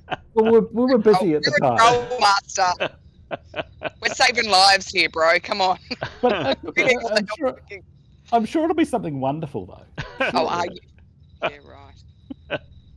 Listen to the laugh of the GM. So I'm not going to try to find an image with this. I'm just going to see. I'm going to show literally what you rolled, and there's the 28. So I'll copy even in the 28. I didn't come up with this table, by the way. Yeah. This is what you see. It's very faint. It's nowhere near as prominent as, for example, the halfling or anything like this. But yeah, this is what you see. Or the pillar of fire. That was Or quite the prominent. pillar of fire, yes.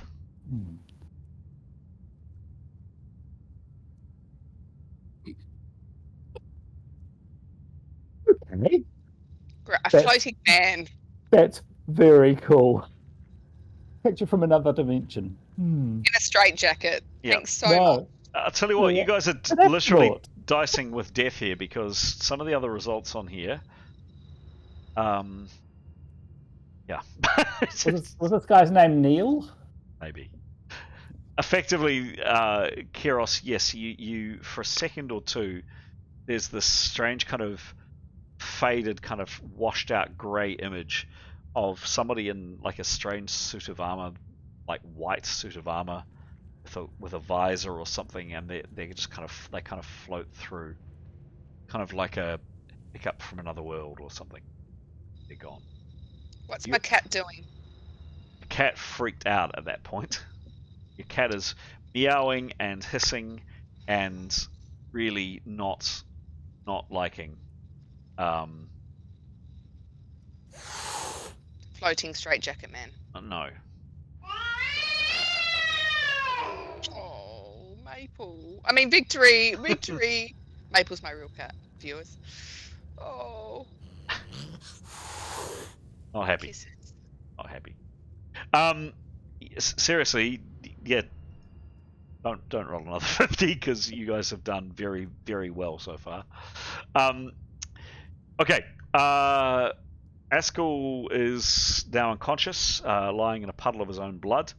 To just move the story on a little bit, or yeah, just tell me kind of. I'll go around each character to just very quickly get a sense of what if anything they're doing. no obligation to tell me lots if there's not lots to tell. You can quite happily just say pass. But yeah, just we will start with Etienne. Is there anything in particular that Etienne's saying, doing, etc. while this has happened, or a better idea? Do you guys as a group want to have a discussion about what you want to? Just the time's ticking. Yep. I've got a couple of suggestions.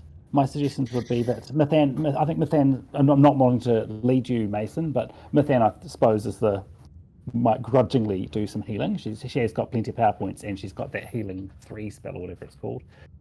Nicholas would want to know about what happened in the room, and then perhaps on hearing more information would definitely want to hear about the description of that black thing. And for us all to have an agreement that if anyone is feeling weird vibes, if we hear Niathanel and Kiros' story, if they're willing to share about what they experienced, but if we start to experience weird vibes in any part of because we're going to continue to explore, we need to be aware that this thing is around. We need to alert the rest of the party about it, and we just, say it's the black shadow or whatever. That would be my suggestions of things. But I think that we should perhaps we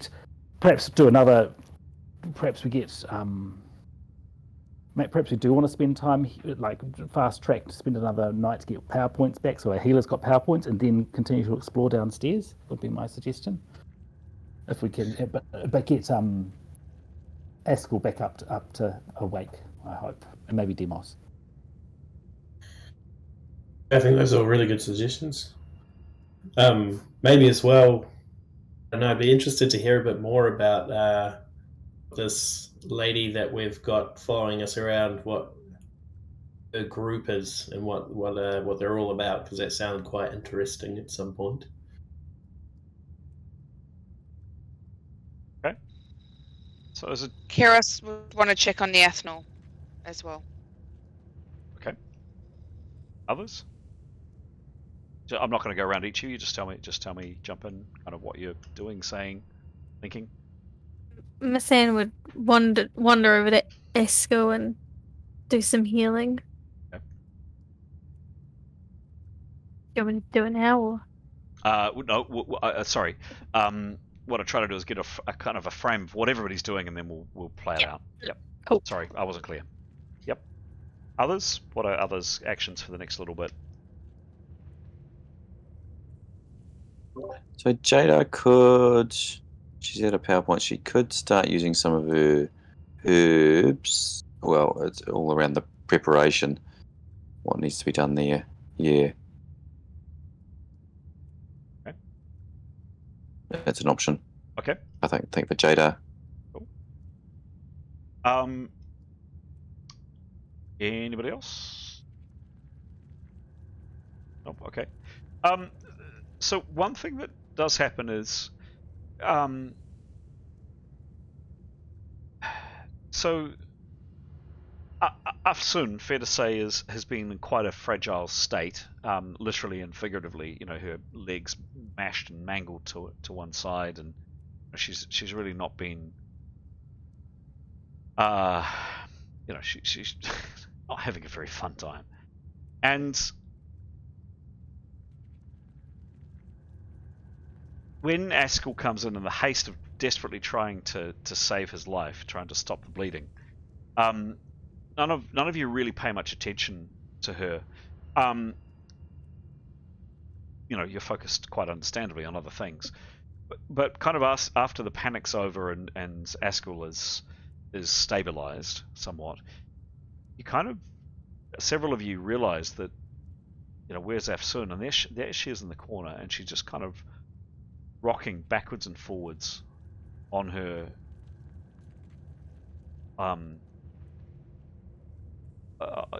just rocking, sitting there rocking backwards and forwards, sitting down, a mangled leg off to one side. And when one of you approaches her, she just screams, and the sound just echoes throughout this complex, thick walls or not, certainly it echoes throughout this room. And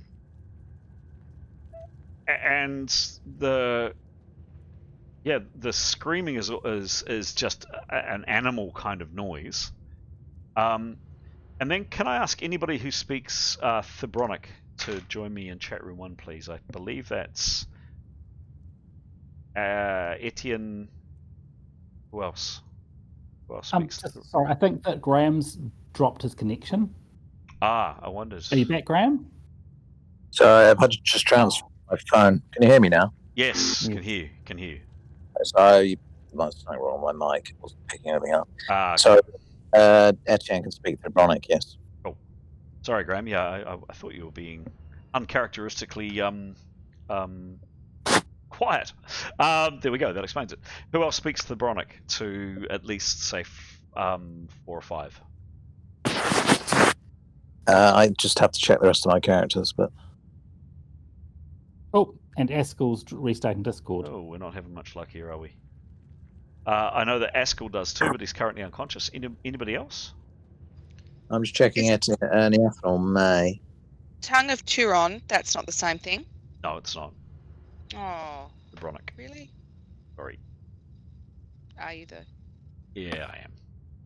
Yeah, I am. Like that's okay. We'll just deal with Etienne just to keep things moving. Graham, can you join me in chat room 1, please? Yeah, Niathanel speaks it to 4th. Okay. Okay, fair to say those 2 characters, which is both you. There you go.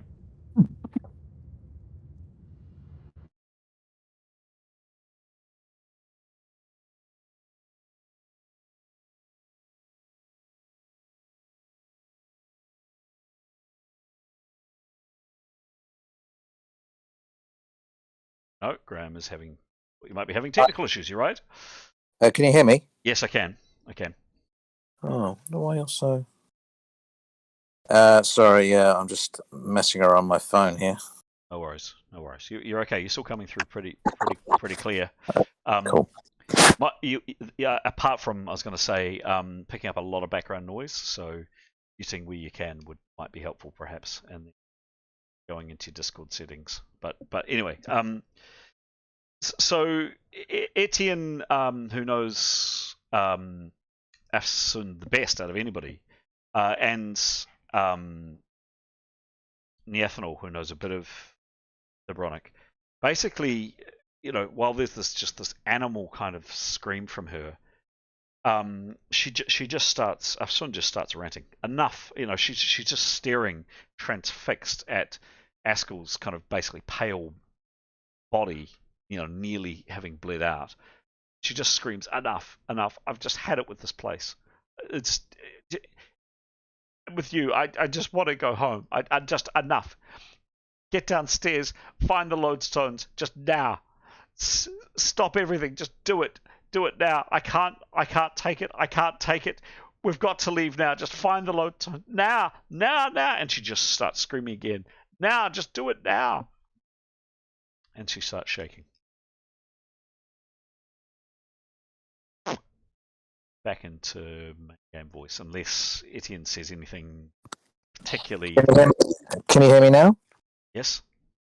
Alright, so I just went back to desktop, and for some reason, it's not working.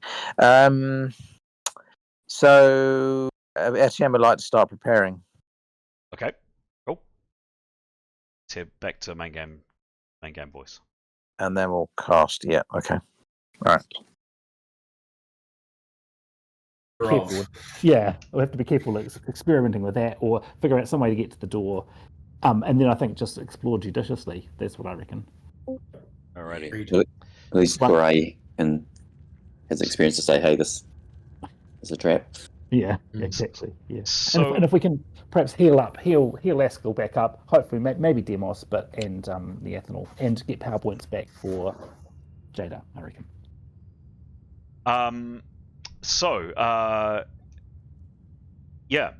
Basically, Afsun just starts ranting and raving. One-handed Etienne goes over to her, and she screams several things at him. None of you can understand, although Niathanel looks like she gets some of it at least. What would people see at that point, Graham?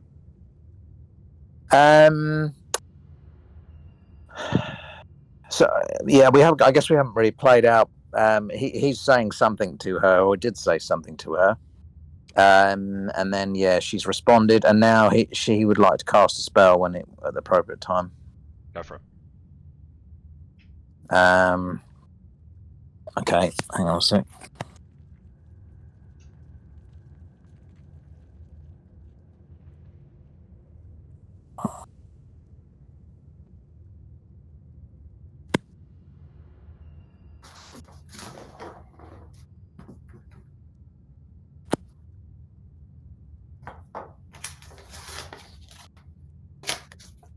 Okay. 47.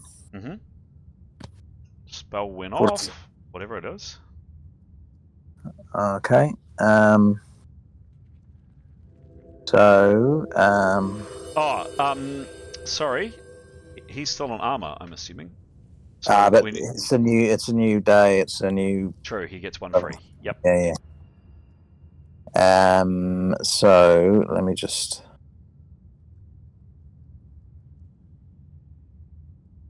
So he's just trying to calm her down, essentially.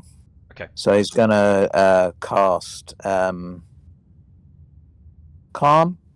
Cool. And just try and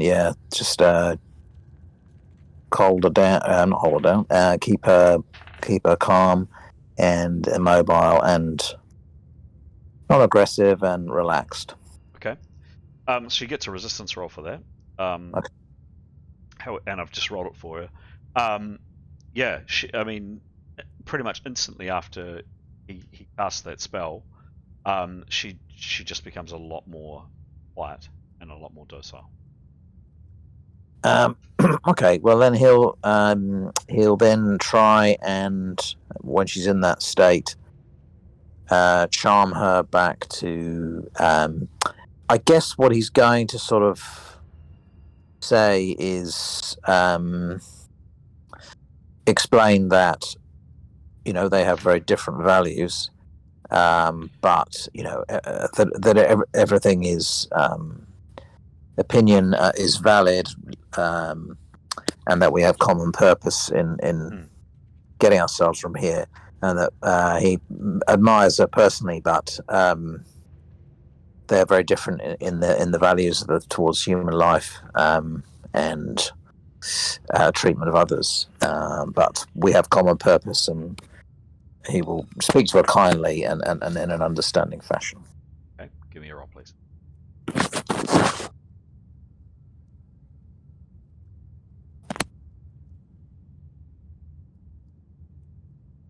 So on my phone, I'm very slow typing on my phone. That's okay, no problem. Probably just the one thing. 21. Probably just the one thing to note is I understand you're having technical issues, Graham. Sorry about that. But just if you can make sure you got headphones in, because otherwise there will be feedback. Yeah, I'll be back online very, very shortly. Nice one. Don't you love technical problems? 21. Okay. Not. And what's his charm, please? His charm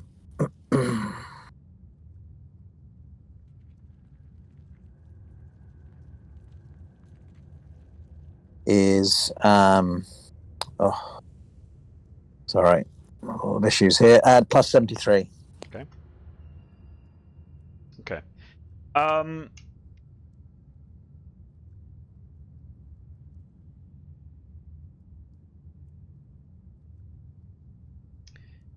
Yeah, I mean she's listening a little bit. Give me another try with a plus 20 on it this time. Okay. Can you hear me? Yes. Good. 93. 93 plus what did you say? 75 plus. Plus what was it? 73. 73.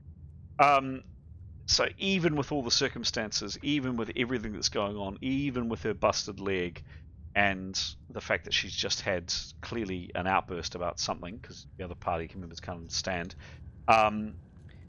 yeah, you are very convincing, very charming, very lovely, and the rest of the party, you've got no idea what Etienne's saying other than Tanya, who's picking up a bit, and maybe Severin a word or two. But clearly, whatever Etienne is doing or saying, you can see Afsun's body language change from, basically being angry and her face kind of twisted, and then she was a bit more calm. But now she's kind of gazing up, looking adoringly at Etienne and nodding and smiling. And as you're making your points, Etienne, that yes, people are different. She's completely agreeing, and she says to you, yes, people are different. People are different. I understand. The people we feed to the ants covered in honey, they are different to me, but we don't like them. That's why we feed them to the ants. But you're right. They are different. We do have different values. We do things differently. Yeah. So after a period of time, she's a bit more mollified. She's a bit calmer, and she's just kind of breathing a bit easier. What do you guys do? What happens?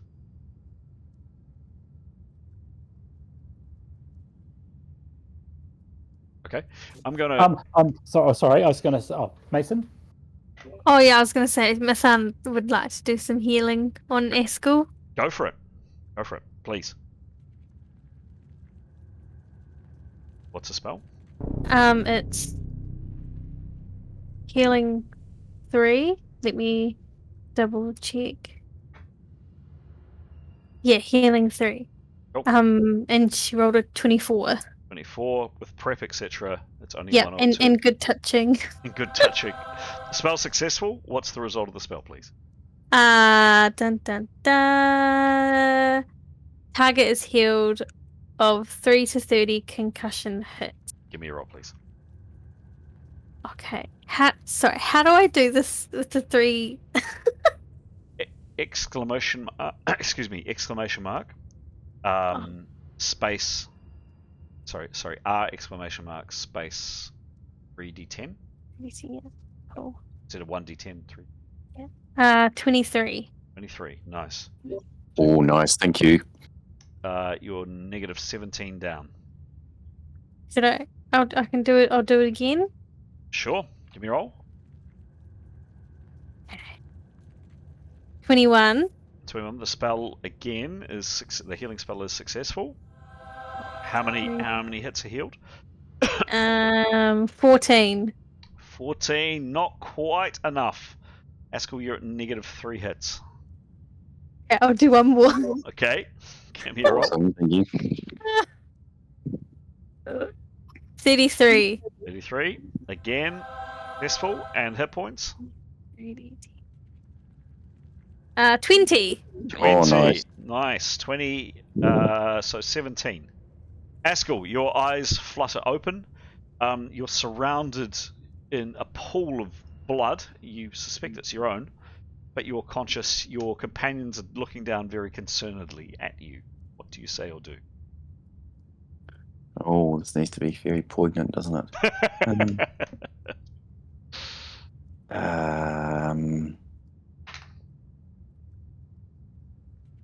Damn. No, on the spot, can't think of anything witty. My arm hurts a bit. Ouch! What's happened? Yep. Fair enough. Yeah. Oh, I know. 3 levers. Did I get all cherries?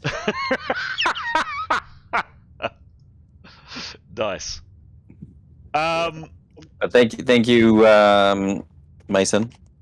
Yes. Nice work. No worries. GM, I don't know if you want your camera on or not, but it's not on. Oh, thank you for the reminder. Thank you. I always forget that when I head to a different room. So you guys have been staring at what have you been staring at? A blank screen. Oh, and talking about reminders, it's 9 o'clock. It's 9 o'clock. It is Rather than 8 o'clock. Yes, rather than 8 o'clock. I will super fast. So, could I just get a sense from the party kind of what they're wanting to do in the next little bit? I was just bumping up people's hit points by 8 for a period of rest, if that's appropriate to you. I don't want to kind of lead the witness here, but yeah, you tell me. What are people? What is your intention? Personally, I think we need our power points back. So yes, a period of rest, so long as our food can last.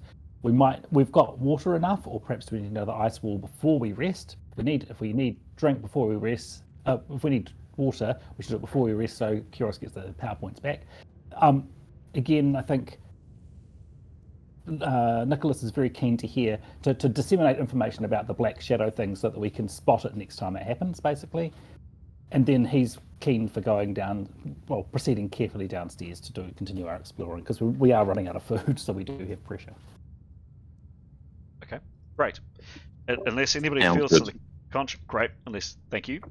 Let's do exactly that. Just going. Please, I don't want to push people or repel people too much, but does that sound okay to anybody? Is there any issues with that? Going once. We'll have a drink from the wall as well. Cool. Yep. Sorry, and I'm really not meaning to lead Mythan, but I think maybe Askel could do with more healing, so he's on a decent number of hits. Sorry, mate. No, that's okay. I was about to say, should I do some more healing before we rest, because she's still got a few power points.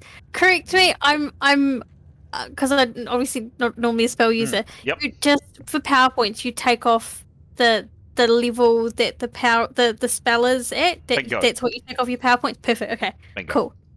So Miss Anne's still got some power points. So if Askel wants more healing, she'll begrudgingly oblige. Yes, most definitely. Cool. Okay. Go for it. As one of the most unfriendly party members, go for it. 21. Again, the spell is successful. And 10. 10. 35 hits Askel. Do you want some more? Oh yes. Might as well keep going if you're gonna. Yeah. We'll just keep going. 60. 60 again. That's a successful spell.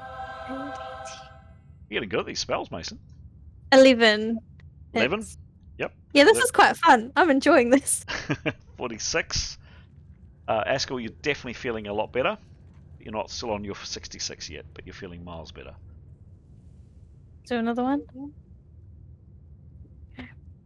40. 40 again, a successful spell. 13. And 13. 6 plus 13 is a 59. Do one more. So if we're just going to rest in general, so whatever resting hit points, Askel will get that doubled. Yes, well. I forgot about that. So he is twice as fast, or twice as much. Because I had actually put on the 8 points for your resting before as part of the 59, but I'd forgotten about the double, which means Askel, after a rest, you after your horrendous accident, you're still at -10, but you are back at, which will fade in time. You're back at 66, and I have. So you're on 4 hits. So what was the big deal, everyone? What crossbow bolts? Don't know what you're talking about. Exactly. So can I also interject? In addition to that conversation that Nicholas wanted to have about the shadow thing, he'd also want to know what the deal with Ofsoon was. Okay. All right. So let's just firstly, I'm gonna really talk about. I'll jump in, Pete, and do some my 4-minute deep dive into some Rolemaster rules, or at least Rolemaster rules in our game. And Pete, if you can start the clock, absolutely keep me to 4 minutes, please, because it's it's 9:15 already. So, gonna very quickly touch on breakage rules in this game. So, Rolemaster, perhaps unsurprisingly, has its own rules about how weapons and equipment, etc., breaks. I personally don't like the rules that the game has come up with and have at least in the version that we're playing, and have basically house ruled another versions of the rules into this game. So how it works is when a character, and that is either a player character or an NPC, so what applies for the bad guys, what applies for the good guys also applies for the bad guys, of course, rolls a double number, so an 11, a 22, a 33, a 44, a 55, etc., with the exception of a 00. So 00 is a kind of sacrosanct. But with any of those other double numbers on a melee attack roll, melee means hand-to-hand combat with a sword or a shield, a spear or something like that. It doesn't apply to spells, it doesn't apply to bows, but it applies to melee weapons. If one of those double numbers are rolled, there is a chance that that an object could break. So there's typically 3 rolls that happens. The first roll is to see what objects are involved, and on a roll of a 1 to 50, and it's the person that rolls the double number that rolls these. On a roll to 1 to 50, the only item that's involved is the attacker's weapon only, and perhaps the attacker's weapon could have hit the ground or an object, or could have glanced off a wall or something like that. On a 51 to a 75, there is a risk of either the attacker's or the defender's weapon breaking. And on a roll of a 76 to 100, there is a risk of either the attacker's weapon or the defender's armor or shield breaking. Once it's determined which object or objects are involved, then the item on a roll of 1 to 5, a 5% chance, the item with a stronger breakage strength has to roll the breakage check, or the item with the weaker breakage strength rolls the breakage check on anything of a 6 or above. What does that mean? It means that there is a 5%, so every item, sword, a short sword, a scimitar, a broadsword, a lance, a shield, a metal breastplate, a helmet, every single item has its own breakage strength. How strong and robust that item is. A spear is a piece of wood. Yes, a sturdy piece of wood for sure, but ultimately a piece of wood and a spearhead. As opposed to a mace, which is sometimes a completely single piece of iron. So very, very hard to break. So a spear would have probably a lower breakage strength than a mace, for example. There is a 5% chance that it's actually the stronger breakage strength that could potentially break. Otherwise, it's the item with the weaker breakage strength. So in the example before, the shield or the spear or the mace, for 95% of the time it would be the spear that could potentially break. Finally, so 2 rolls so far. The third roll is to actually see whether it does break. The first roll is to determine what weapon's involved. The second roll is to determine which item could potentially break, and then the third roll is to actually see if it does break. Typically, and you have to roll 101 or over. If the roll is 101 or over, then there is no chance of a breakage. Now, a lot of items have very, very high breakage strength. So, for example, a broadsword is a strength of 75. So, in other words, you only need to roll 26 or over, and you're fine, no problem. A dagger has a strength of 67. A mace, for example, has a strength of 98. So, very unlikely you're going to break a mace. So 3 rolls, as I said. Firstly, to determine what's involved, which item's involved. Secondly, to determine which item then possibly breaks, and then the third roll to determine if it does break or not. Finally, once determining if it broke, so let's say there was a chance of damage to it, there is you then roll on a table, either armor or shield breakage, metal weapon breakage, or wooden hafted weapon, so in other words, spears, etc. breakage table, and there is also one for natural weapons, so for animals that use teeth and claws and things like that, their teeth shatter. So even if you get to this point where you're told, where ultimately the dice tell you that, oh my goodness, yes, something has happened to your item, there is still a 1 to 40 chance, a 40% chance, that actually your item is merely damaged rather than broken. There's a 60% chance that yes, it breaks, but there's a 40% chance, 40 or under, that actually there is damage to your item, and it will reduce the item's effectiveness in fighting, but it's actually still usable. That sounds ludicrously complex. I know that does sound really complex. It's actually really not. It's just 3 dice rolls, which happen very fast, and then we find out to see if something breaks. The idea behind it is, there is, that's at 4 minutes. Thanks, Pete. Yep. The idea behind it is, combat is inherently risky, and stuff historically used to break, and that's why we have it in the game. And it does add a bit of additional drama if suddenly a weapon breaks, and that's why actually having that backup dagger, and the skill in the backup dagger might actually come in. There we go. Done. Can I ask a quick question?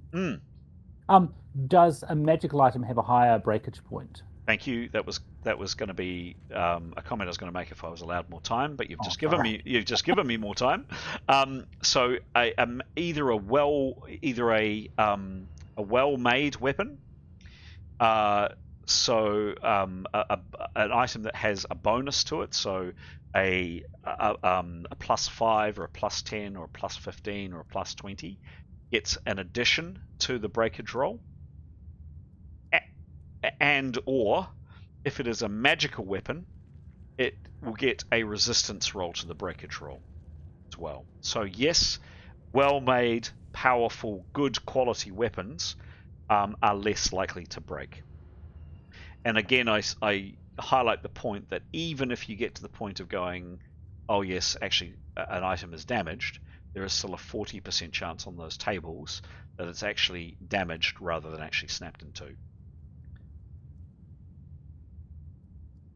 Answer your question, Pete? Sure did, thank you. Excellent. Yep. Cool. Right, that's our 4 minutes. It was actually a little bit longer than that. So, super duper fast. You, for probably about the 3rd or 4th time, you throw yourselves down on the ground and sleep. Rest. You set watches. You've closed the doors. You almost get into a bit of a pattern of this now. Afsoon is definitely a lot more inclined to spend time with you, Etienne, and you rest. You have probably a day's worth more of food, by the way, you would say, but you do, courtesy of Keros's ice wall, which is still largely intact. Remember in this place that it's neither hot nor cold. It's just this very, very average temperature, so it's melting, but it's not melting very fast, so there's plenty of ice water to consume. You wake up the next morning feeling refreshed, and next morning, there's no mornings in this place, but hey, you get the drift. And your power points are replenished. Whoops. And your had the wrong thing on. Your power points are replenished, and your hit points have also gone up. Most of you, a good majority of you, that last rest that you needed has put you either on full hits or very close to full hits. So the good majority of you, there's actually no one here that's massively down on hits. A few people are a bit down, but nothing major. You wake the next day, you consume, you've got 1 more day's worth of food. You want to have a quick chat, and then you wanted to do some exploration. I'm quite keen to do a bit of kind of show and tell, GM show and tell of some other things. So yeah, have a chat, and then and let's see where the rest of the session takes us. Go for it, guys. I guess I was hoping to hear from Mythan and Keros what they felt from that shadow creature, if they're willing to share. Yeah, absolutely. And Keras was seeking Leif out to share that previously. Very dark, very morose, evil. Keras was very lucky with her resistance, that she didn't experience what Niathanel experienced, but not pleasant, and to be avoided at all costs, I guess, would be a fair summation of what Keras went through. But had a very strong resistance role to that. I got the wrong girl, I believe, was the quote. Yes, you picked the wrong girl. Yeah. Yeah, so didn't have the full immersive experience I guess the GM was hoping for. The GM doesn't exist. I'm not here. Stop. I don't hope anything. I am the wind. I am The vessel. I am the vessel. Thank you. It's so poetic. Much the same from Niathan. Yep. So it felt like something was trying to like pin her into place and then eat her. Oh, That's the vibe she got, and then she shook it off and was like, "Not today." Not today, Satan. Not today, demons. And then wandered away because she didn't like the vibes. she wandered away. Wandered away. So casual. Very casual, this Niathan. Ambles over to things, wanders away. Nicholas's recommendation is that we say Black Shadow or whatever if you feel that sort of thing. If you have to make a resistance roll like that, you call it as soon as it happens. Yeah, I think we probably need to stick together. Obviously, yeah. I would stay as a group, and if anyone acts strangely, try and snap them out of it and let people know. Keep communicating with each other, right? Because even more strangely, given what happened to Demos's little walk down the slide. In actual fact, Tanya would like to point out that she was there when the other levers were pulled, and she heard mechanical movements when they were pulled. She wonders whether that has reset the other two traps that we know of, or perhaps set some other traps we don't know of into operation. It might be worth ascertaining that by having a quick look to see if the pit next door is shut or open. Yep. Good idea. Just open the door and have a look. Sure. It's still open. It's still open! We'll have a look. Can we have a quick peek? It's still open. Right. So we've yanked two other levers. We don't know what the hell they do. So chances are we've activated some other stuff too that we don't know about. Perhaps. Certainly there was a lot of mechanical crunching going on. So some more surprises. Did we maybe release that creepy succubus? Quite possibly. Yeah, that was perhaps part of the fun. So Severin, obviously, because it's Severin, he sort of makes the point, can we please stop pulling levers and pushing buttons? This place is obviously filled with traps. Let's go careful. Let's stay together, as we said. Let's search everything, but let's not be hasty. We don't want any more near deaths. Sure. And does Etienne have anything to say about what was up with the soon? Not anything that we need to know about, like people being eaten by ants, for example. So about that. Who's asking? Because obviously Axum's there, but so he's having to have a conversation with someone apart Nicholas from was her. very interested in her reaction to trauma. He probably doesn't know Nicholas very well, does he? I mean, he would probably just fudge it a bit because he doesn't really know Nicholas. He would probably just say, we had some very sort of basic differences of an ethical nature. Not only is Axum for a different time, but her customs are somewhat at odds. The customs and societal norms of the upper class of where she comes from is somewhat at odds with my outlook, shall we say. However, we obviously all need to work together to get the hell out of here. Yeah.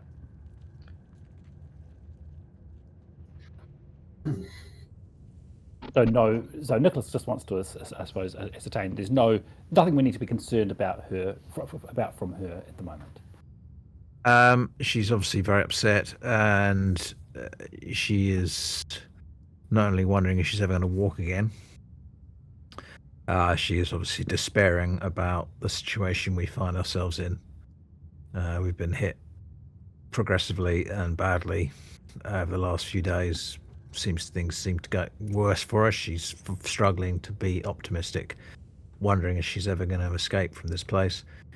Yes, and she was leaning quite heavily on me, and I will, continue to support her as best I can. But the relationship that was unfolding is a little difficult for me to square with who I am and what I'm about.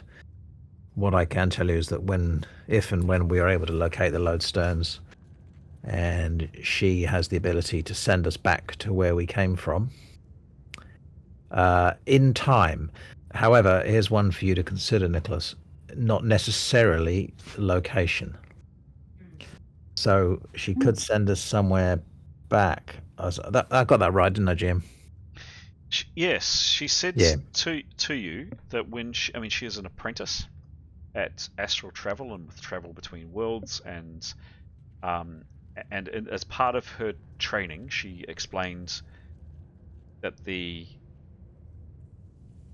other apprentices that her master has taken on, such as apparently the body, the two that apparently lie down somewhere in this place, that you're trying to get to, they could well have chosen, in the way that she didn't, to study how to change time. So when you travel between worlds, you can actually elect to arrive at a different place. As part of her studies, unlike those people, she elected to study something different, which was to potentially travel using. The way she described it was using like the centers of power in the world, and she described that often the navigators will have their columns in such places. There's certainly a lot of inherent power, basically her description of essence power, in those locations. She can move other travelers or herself to these other sites of power that may have been different from where they started out. But she did make the point, while there is a point with ultimately the incantation, very powerful incantation she needs to cast using the lodestones to get her and you out of this terrible place, and there is an inherent risk with that. The risk does increase. Risk is small in either case, but it does increase somewhat for moving to a different location.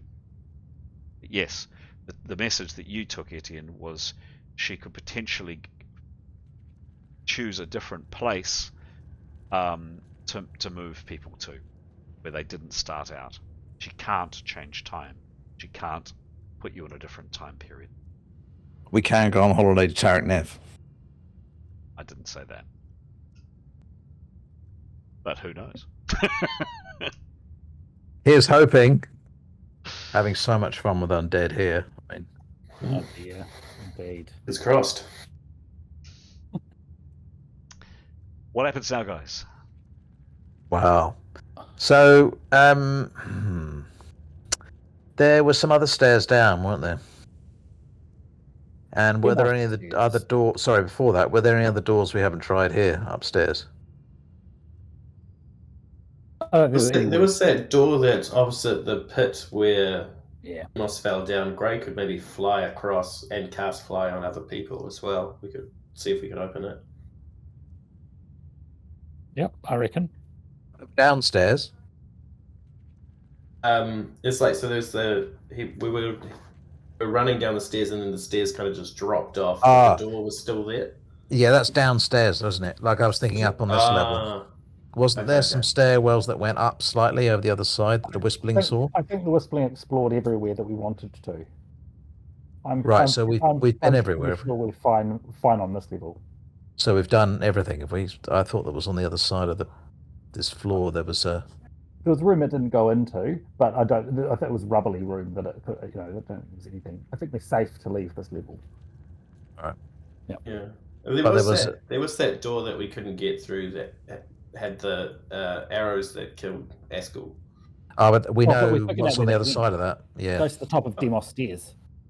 Okay. Yeah, it was this part of the thing. Wasn't there?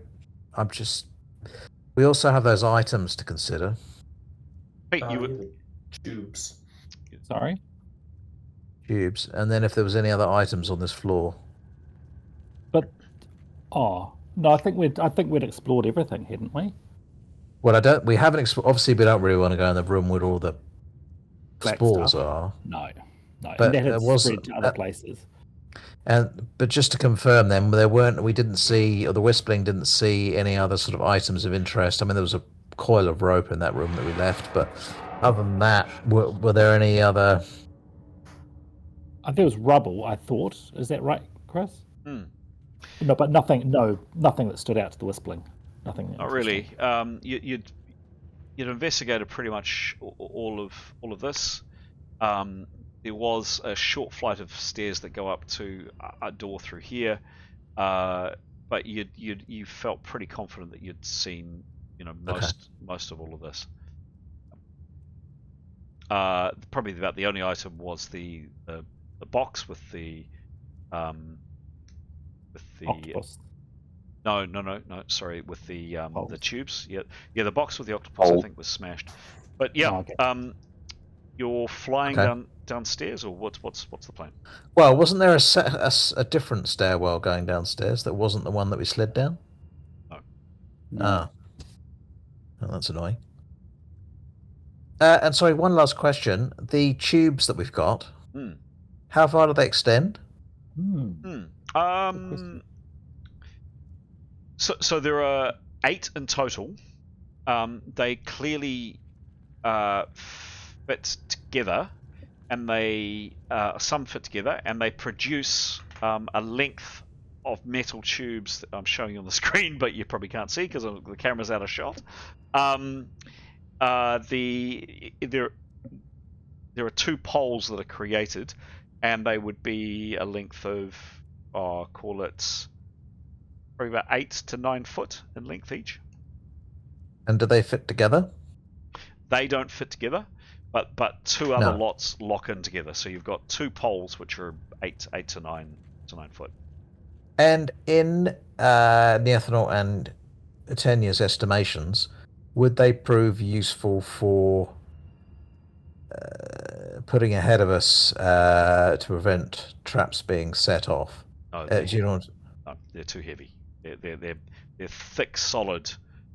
No, they're not like tap sticks that you could use for that. No. So you couldn't put them on the floor and walk forward with them? No.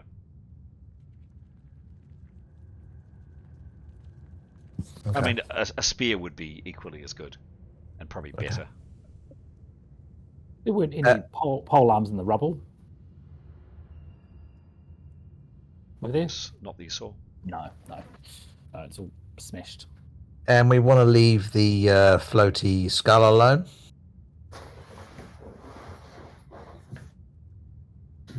The skull's not exactly a positive sign, is it? No, I'm not getting vibes from it, but... No, if Keros wanted to do an attunement, that's her choice, but I don't feel the need, personally. I can't think of any good that'll come from it, personally, but... Yeah. Okay. Unless there's lodestones hidden underneath it or around it, or... Well, it'd have to be inside it, where you can see underneath it. Mm. But yeah, I doubt it. Inside the skull itself, if you could smash it open. One for a skeleton, I think. He's had good luck of late. Yeah. Oh, he could throw some magic at it. And zap it, I guess. We can Yes. call him Askel now. Askel. Killian. Killed. No, I reckon we should, if we're all ready to go, I reckon we should go and investigate the stairs. See if that's reset the trap. Now, how are we gonna? Okay, so we got to make sure that someone else doesn't get possessed and goes for a slide. Actually, sorry. Before we do that, Ufsun and Demos. Is Ufsun coming with us? Perhaps Well, we she can't. She's crippled, right? Yeah. And how's Demos? Still unconscious, I assume. Yes. Yes, Demos is completely out to it. So We don't know what happened to him either. So we know there's something else weird going on with him. Well, I think we probably would ascertain that the two things are connected, given The black shadow thing. Given they were both very near each other, and Yeah. people started acting irrationally. Yeah. Okay, so we'll watch out for that. Do we cast invisibility on Demos? Just close the doors, right? Well, can we leave Aksum though with just a sleepy person by herself? I guess we'll. Can we lock these doors? We can't, can we? Or can we? We have to magically lock them. Yes. The grey has them. Grey can magically look them. She's not going to feed Demos to ants or anything, is she? No. She'd need a lot of friends to do that, and ants, Okay. Cool. and honey, actually, and want to do it in the first place. Which the trouble is, she's going to starve, isn't she? Oh, it's not too much of a concern. Oh, she is our way out. Oh, Well, kind of she is. Well, don't forget, she's not going to starve here. None of you can starve here. Remember, you don't feel hunger, you don't feel thirst, you don't... Okay, all right, she's fine then. Yeah. Severin will politely ask whether she'd be comfortable remaining here if they locked her in this room rather than continuing down into the depths, crawling. We have to go on.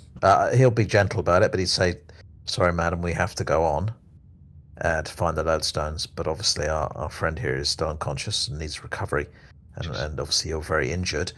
Would you be happy to leave us if we magically lock the doors behind you to keep you safe?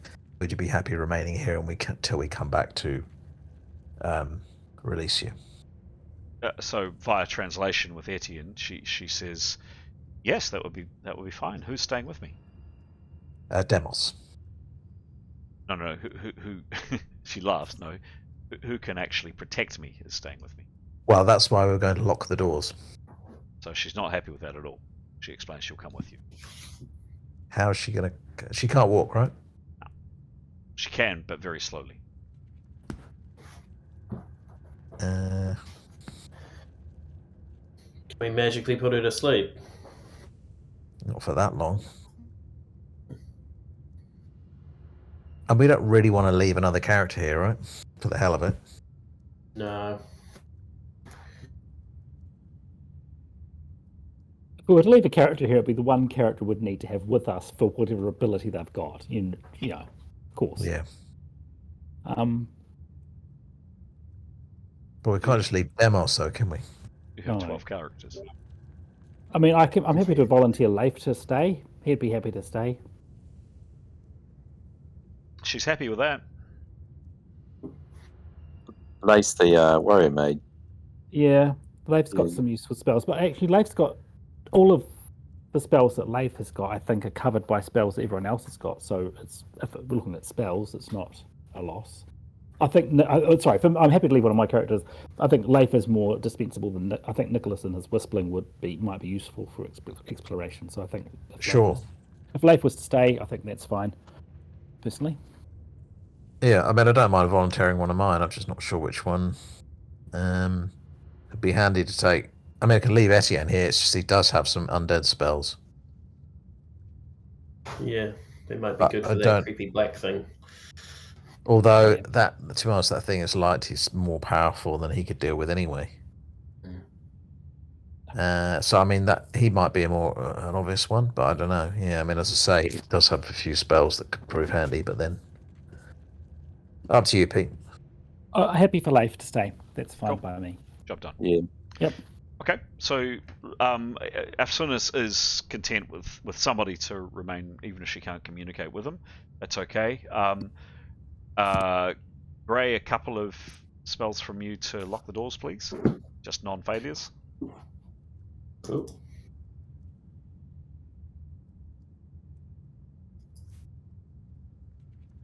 $16. Yep. With prep, that's fine. And the next one? Oh yeah, and lots of hand waving, Yes. Yeah. singing. Yes. 49. 1.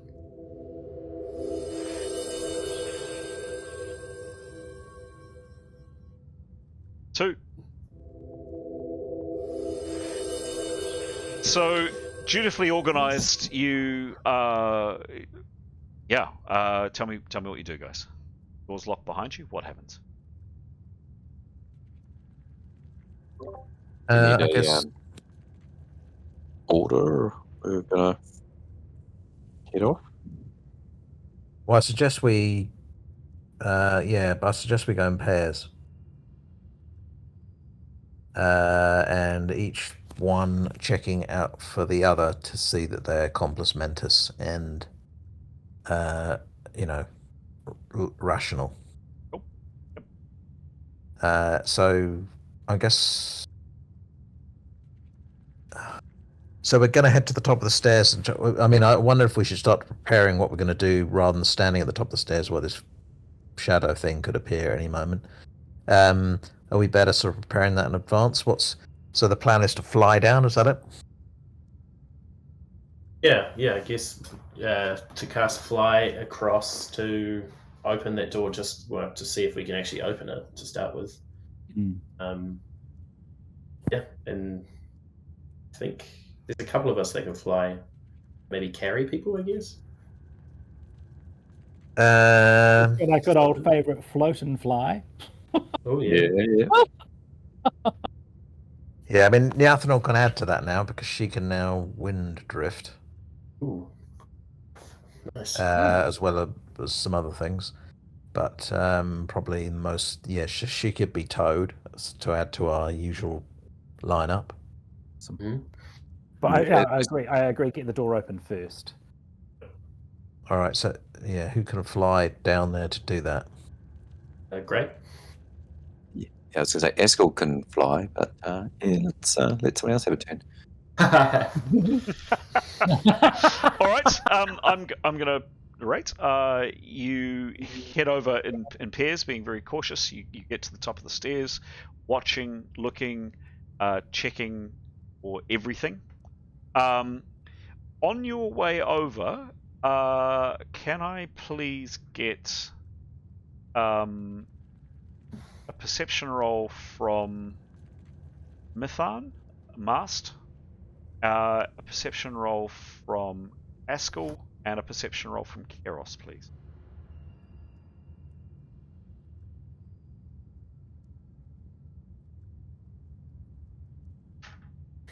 Mathan was 46.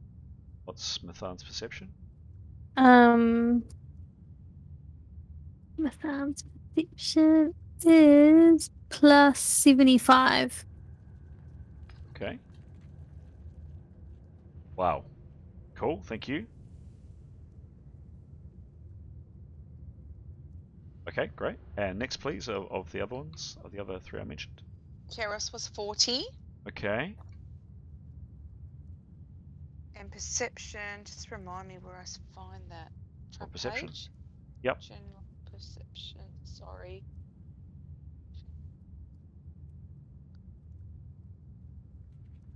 Oh, down the bottom, plus 36. Cool. And then the last one, please.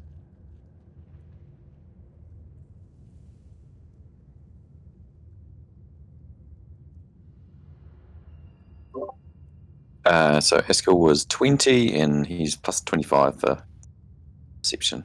Okay, that's great. Thank you. Brilliant. Can you please, all three of those characters, have a quick check in the Twilight channel for your streams? One or more of you have got some information in that stream. Anyway, you all make it to top of the stairs. You're standing here. You're keeping in close contact. You're forming people of everything, and yeah, all basically ready to go. What happens? Keris wants to call out that in the skull, there are holes, and we'd fit those tubes in,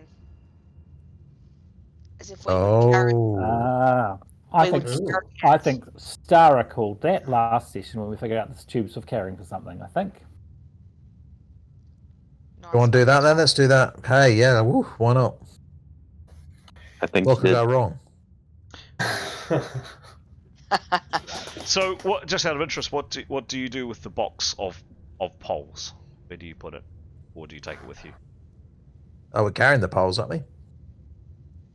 Can do. Yeah. Okay. Okay.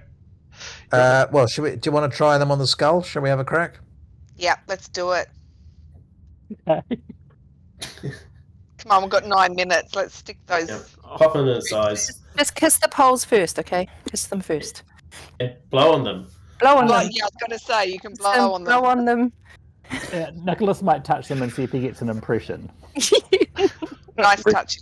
Maybe we Recommended. have shields on in first. Oh, Tanya would like to use her bow and do what's going to happen next if we stick the poles in the eye sockets. Okay, give me a roll. It's not actually the eye sockets. Keros noticed as you went past that there are holes. None of you have actually investigated the skull. You've kind of bypassed it, but you've actually not spent time to kind of study it. But there are holes that come through. Kind of, if you can see the map, you can see the map. I'm assuming. Hmm? Yep. Holes that go through kind of here. So through that bit of the skull, and the two poles would rest quite nicely, one that side, whoops, and one that side, with people being able to carry here and here, here. Oops, no, Right. sorry, here, there. Oh, Askel, you could have just stuck your arrows through there. Like we were doing for Victory. We were going to put her on a little pedestal, weren't we, and carry her? Yeah. Yes. Well, perhaps once we put the poles through the skull holes, we could put her on the top of the skull.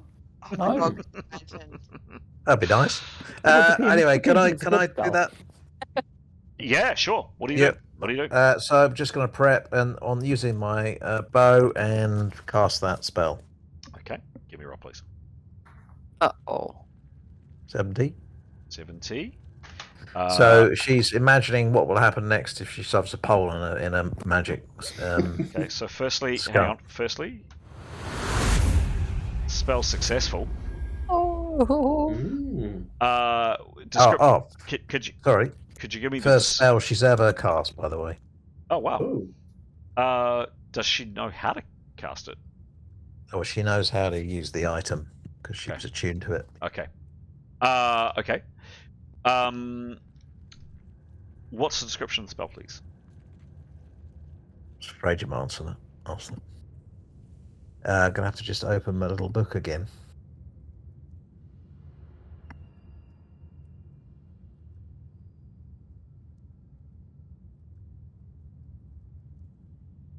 I think it's you get a sense of, but I will obviously check this. But you kind of get a sense of what will happen. If Is you it take a intuition? particular intuition, yeah. Casting its vision of what will happen in the next minute if they take a specified action. Yeah, that's the And one. right. That's it. Okay. Precise words, please. What are you wanting to know? What will happen if we put the rods in the skull and move the skull?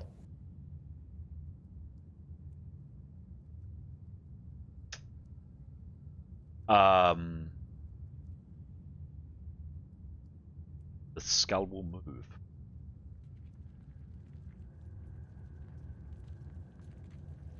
Neither good nor bad. Does the intuitions give me a cross-examination? Again, sorry, casting gets a vision of what will happen. So you can visualize doing it, and you get a visual response of us moving the skull, I assume. Ah, okay. So what do I see?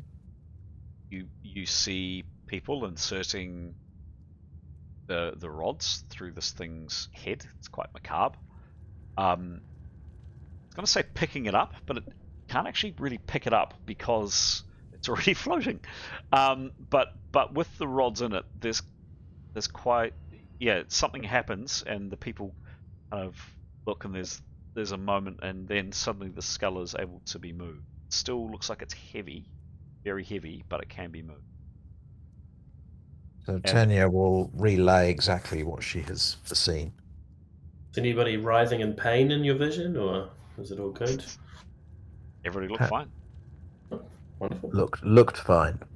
Fun. Yeah, she counted the number of limbs. They were all there. Yep. All right, should we do it then? What a useful spell. Yeah. Do it! Let's do it! Skull, Alright, skull, skull. Skull, skull, skull! Yeah, Nicholas will Love it. watch. Okay. Who's doing what, and where are people standing, please? Keros is holding her cat. I suppose Tanya, having imagined doing it, better do it, I suppose, so she'll help. Okay. Nicholas won't be in any direct line to the skull. All right. Others? Well, I don't think Gray's happy anybody to should help. be in direct line either, actually, just in case some lasers fire out of its eyes. Askel will cast a shield spell and Okay. stand back defensively. Okay. God, you guys are Soiling his brilliant. armor. All right, so any other volunteers other than Tanya to pick up the skull? Yeah, Gray's okay with it. All right. Well, Start a betting 7. thing on how this is going to go. Keros is going to Uh, stand back and hold a cat. All right, Etienne will stand forward and take one of the other poles. Her cat shield. Okay. So Cat shield. I've got Etienne. I've got the cat shield.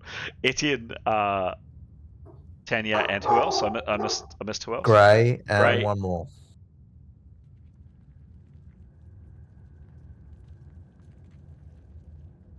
No one's brave. All right. Niathanel will do it. I'll pray for you. Mithan steps up, okay, and describe what happens, please. Well, exactly as she imagined it, Tanya will assist slide the poles in as she saw them, being careful not to look the skull directly in the eye, or You touch it in any way? no. Heaven forbid. Okay. No, they just touch the poles. Okay. Obviously. Yes. You sure? And also, as she's doing that, she's going to perceive the living daylights out of that thing and the whole area. She's also going to check for booby traps around the bottom on the pedestal and anything that okay. looks peculiar. Give me a roll, please. Roll for perception and a roll for traps. So 18 perception Mast? Yep. both and mast. traps 72. Did you blow on the dice? I blew. Nervous. And sorry, what's your bonus? Bonus for perception is plus 77. Bonus for traps actually isn't that great, but let's have a look. Is 33. Okay, cool. Let me just check that. 33. 76. Okay. Okay. Annie, you don't think you found anything? No, I thought you might say that. Can Niathanel look in without touching anything and do a similar search for traps? I've kind of said can't get. Yeah, probably for something like this. Yep, give me a roll. Generally, scanning a room, getting 2 bites of the cherry, no. But yeah, I'll give you on this one. Give me a roll, please. 28 for perception. Yep. And 94 for traps. Both passed. Both passed, and her pick locks is plus 64. Her perception is plus 75. 75. Perception. Yep. 60. Sorry, that's pick locks. 53 detect traps. Oh. Okay. Hang on. No, Niathanel also thinks she hasn't found anything. All right, Rishi retreats. Okay. What's the cat doing? It's on the skull. Cat. But how's it behaving? Cat's not on the skull, is it? No, I'm holding the cat. Oh, right. You sure?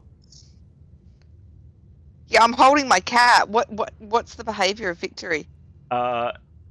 She's quite fluffed up and she's staring intently at the skull. And you hear the cat just looking around. Not actually, she doesn't hiss at the skull. She just kind of hisses. Okay, what happens now, guys? So what are we going to lift this thing up or what?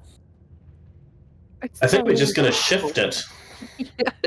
Well, I just want to see if there's anything. I don't think there is anything underneath it because it's floating. But I mean, we don't have to do this, but it's good to know that we can, I suppose. And I do it. Let's do it. We'll just pick it up, and lift it off the floor without touching it. Pull the lever. Touching it. Pull the lever. I'm holding my cat. Just want to check. You are definitely sure you're doing this? I'm just trying to read your micro body language right now. Oh, you can't. I can't get a read on this. No, but I don't think it's looking good, guys. All right. Or we could not do it. I mean, we could not do it. I don't know. No, let's do it. Let's take a gamble. All right, well, I suggest just blow on everything. I suggest everybody else takes cover and retreats to a far distance. Do we cast like shields on all ourselves? I've got a cat. I'm good. Take let's put our shields up. Cross our fingers. You can always have people lifting, and then you have spotters as well, like they're looking for any movement, so that people are not lifting, and you can always just, if you see something like start to whir or whatever, or you either just drop it and run away, or that sort of thing, so you can have spotters as well. Okay.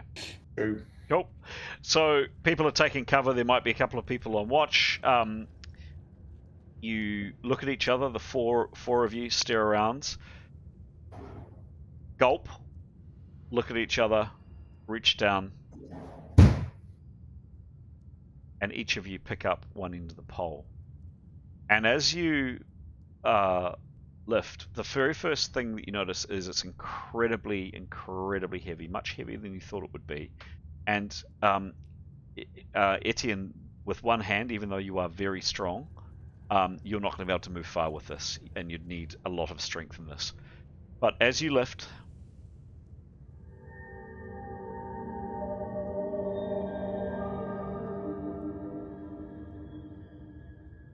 there is this strange noise, and the white light that had been inside it but somewhat dimmed suddenly grows a lot brighter inside the skull, and it almost becomes semi-luminescent, it almost loses its form for a second or two with the brightness and the intensity of this light, and then the light begins to fade a little bit more and the skull shape is back. You can walk with it a little bit, but my goodness, you're going to get very tired very fast. You better have some very strong people carrying this. Other than that, that's all that happens. Well, I don't think there's much point walking around with it. It's good to know we can move it anyway. Let's just hope there wasn't radiation. No.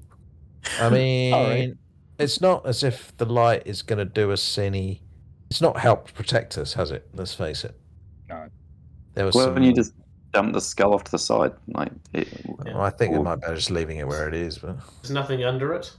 Can I ask everybody now, however, please, to roll a 1d12 and let me know who gets the 2 lowest results? Oh dear. Is that everyone, or everyone who was carrying it? Everyone who was everybody who was around, who was everybody here except for Leif. Except for Leif and Demos, yes. 1d12 and the lowest. I got a 2. That's pretty low.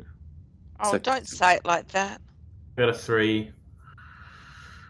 oh dear. Ooh, Tanya see, got a run- 1. Someone else needs to get a 1. 1. Someone else get a 1. Oh, okay. So that's Tanya and Keros. That's really good to know. Thank you very much. Yours Okay. was a 2. 2, yes. Guys, I'm just bursting at the seams to do a little bit more narration tonight. Will you bear with me to let me just move the story on just a fraction? Sounds good. Yep, just a smidge. So I'm someone was going to volunteer to fly. Do we have a volunteer for that? Hey, great. Great. Give me a roll for flying, please. T1. Sorry. T1. 51. 5-1. 551. Yep, fantastic. Whoops, that's the channel. 51. That is good. The spell is successful. Just a second. Bang spells. Bang. Oh, maybe not quite that. Maybe not quite that intense. What is it? Conjuring, healing, earth, arcane, music, nature, ice, or fire? Right? What are you feeling out of those? Ooh. Musical? Yeah. Musical. Yeah. Ooh. Gray, you can now fly, and with that, you're at the top of the stairs. There is this very steep slope, so the stairs are not reset. Gray, you head down into the gloom, assuming you need to take some form of lighting. And you guys just hold fire for 1 sec. GM is gonna finally change maps. Do you know how excited I am? Here we go.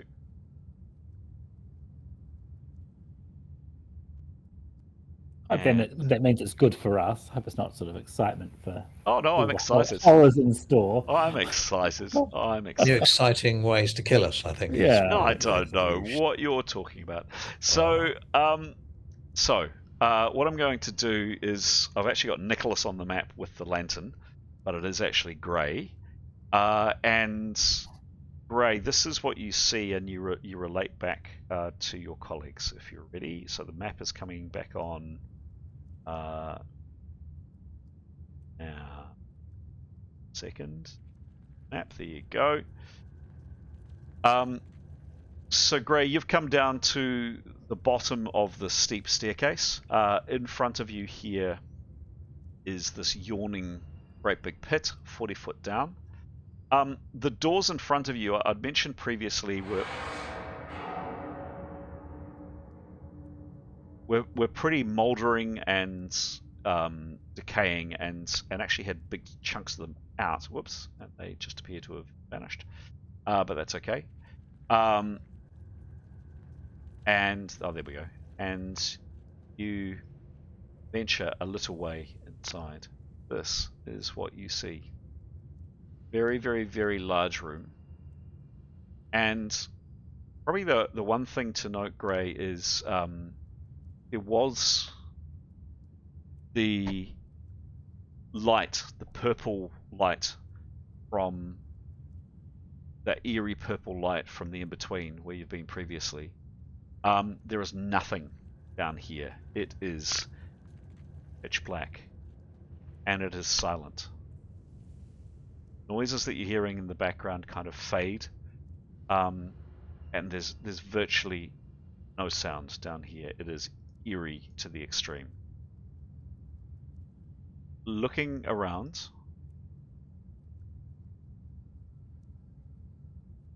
you see the following. So this here is about what Grey and others would normally see with the light down low. So that is literally just the lantern lit. But for playability purposes, I'm going to light it up a little bit more. Grey, you don't go too far in. You see this much. Poked your head around the door. Still haven't actually gone into the room, but you've flown. Got to here. There is a massive rock pile that's come down here. There are statues, some of them you've recognized before, with the wings here, but these other massive stone warrior statues here and here. There's a door there. The door that Grey can just make out. Fortunately, his elven eyesight is reasonably good. Another door down here. And a door at the far end.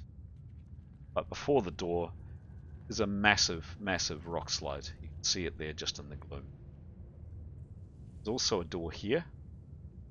And a set of double doors. Now these double doors aren't open. They are on the map. But you can see from where you are that something has smashed out the bottom of these doors.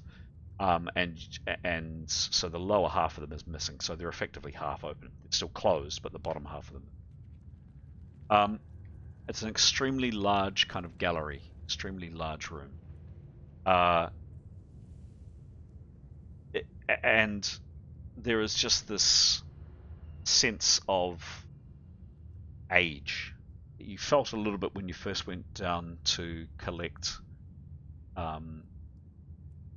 Demos's inert body. Everything about this place is ancient, but here this is almost before time. It's incredibly. It just it has the sense of the presence of age. You also catch your very good nose, Grey.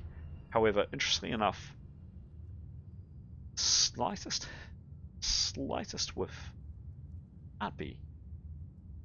She smells almost like incense. Do you hear singing a little? Sure. And that's probably about as far as see at this stage. That, ladies and gentlemen, is where we're going to leave it for tonight.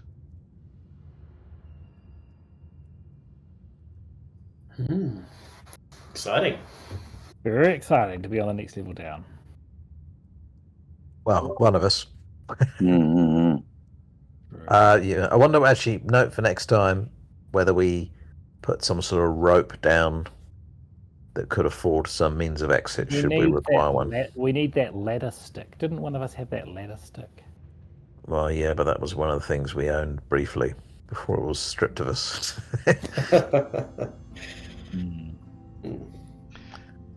There we go, folks. Wrapped up for the session. Brilliant. Keros and Jada to award both Vader and Sophocles. Don't have to do it now if you'd prefer not to. Well, I want to know if I can do this thing where I want to give it to Mason for Niathanel because the way she she just dropped Askel. Like, I love that. And I just think that she played her so well. But who gets the points then? Is it Niathanel or Mason? That's a really good point. It goes to the role player, I think. So I'm Yeah, I'm happy for it to go to Mason, to Demos. Yep. Yeah, I just think she did such a terrific job. Well done. Thanks, Alex. Yeah, agreed.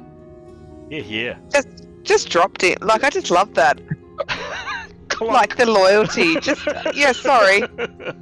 Next. Excellent. And Jada, good call, by the way, Alex. I think. Yeah. It's kind of quiet, really. It was. Actually, I'd say it's a lot of the hero party tonight. I held my cat. Yeah, your hero party. I need Twilight. Twilighters. It was pretty quiet from the Twilighters.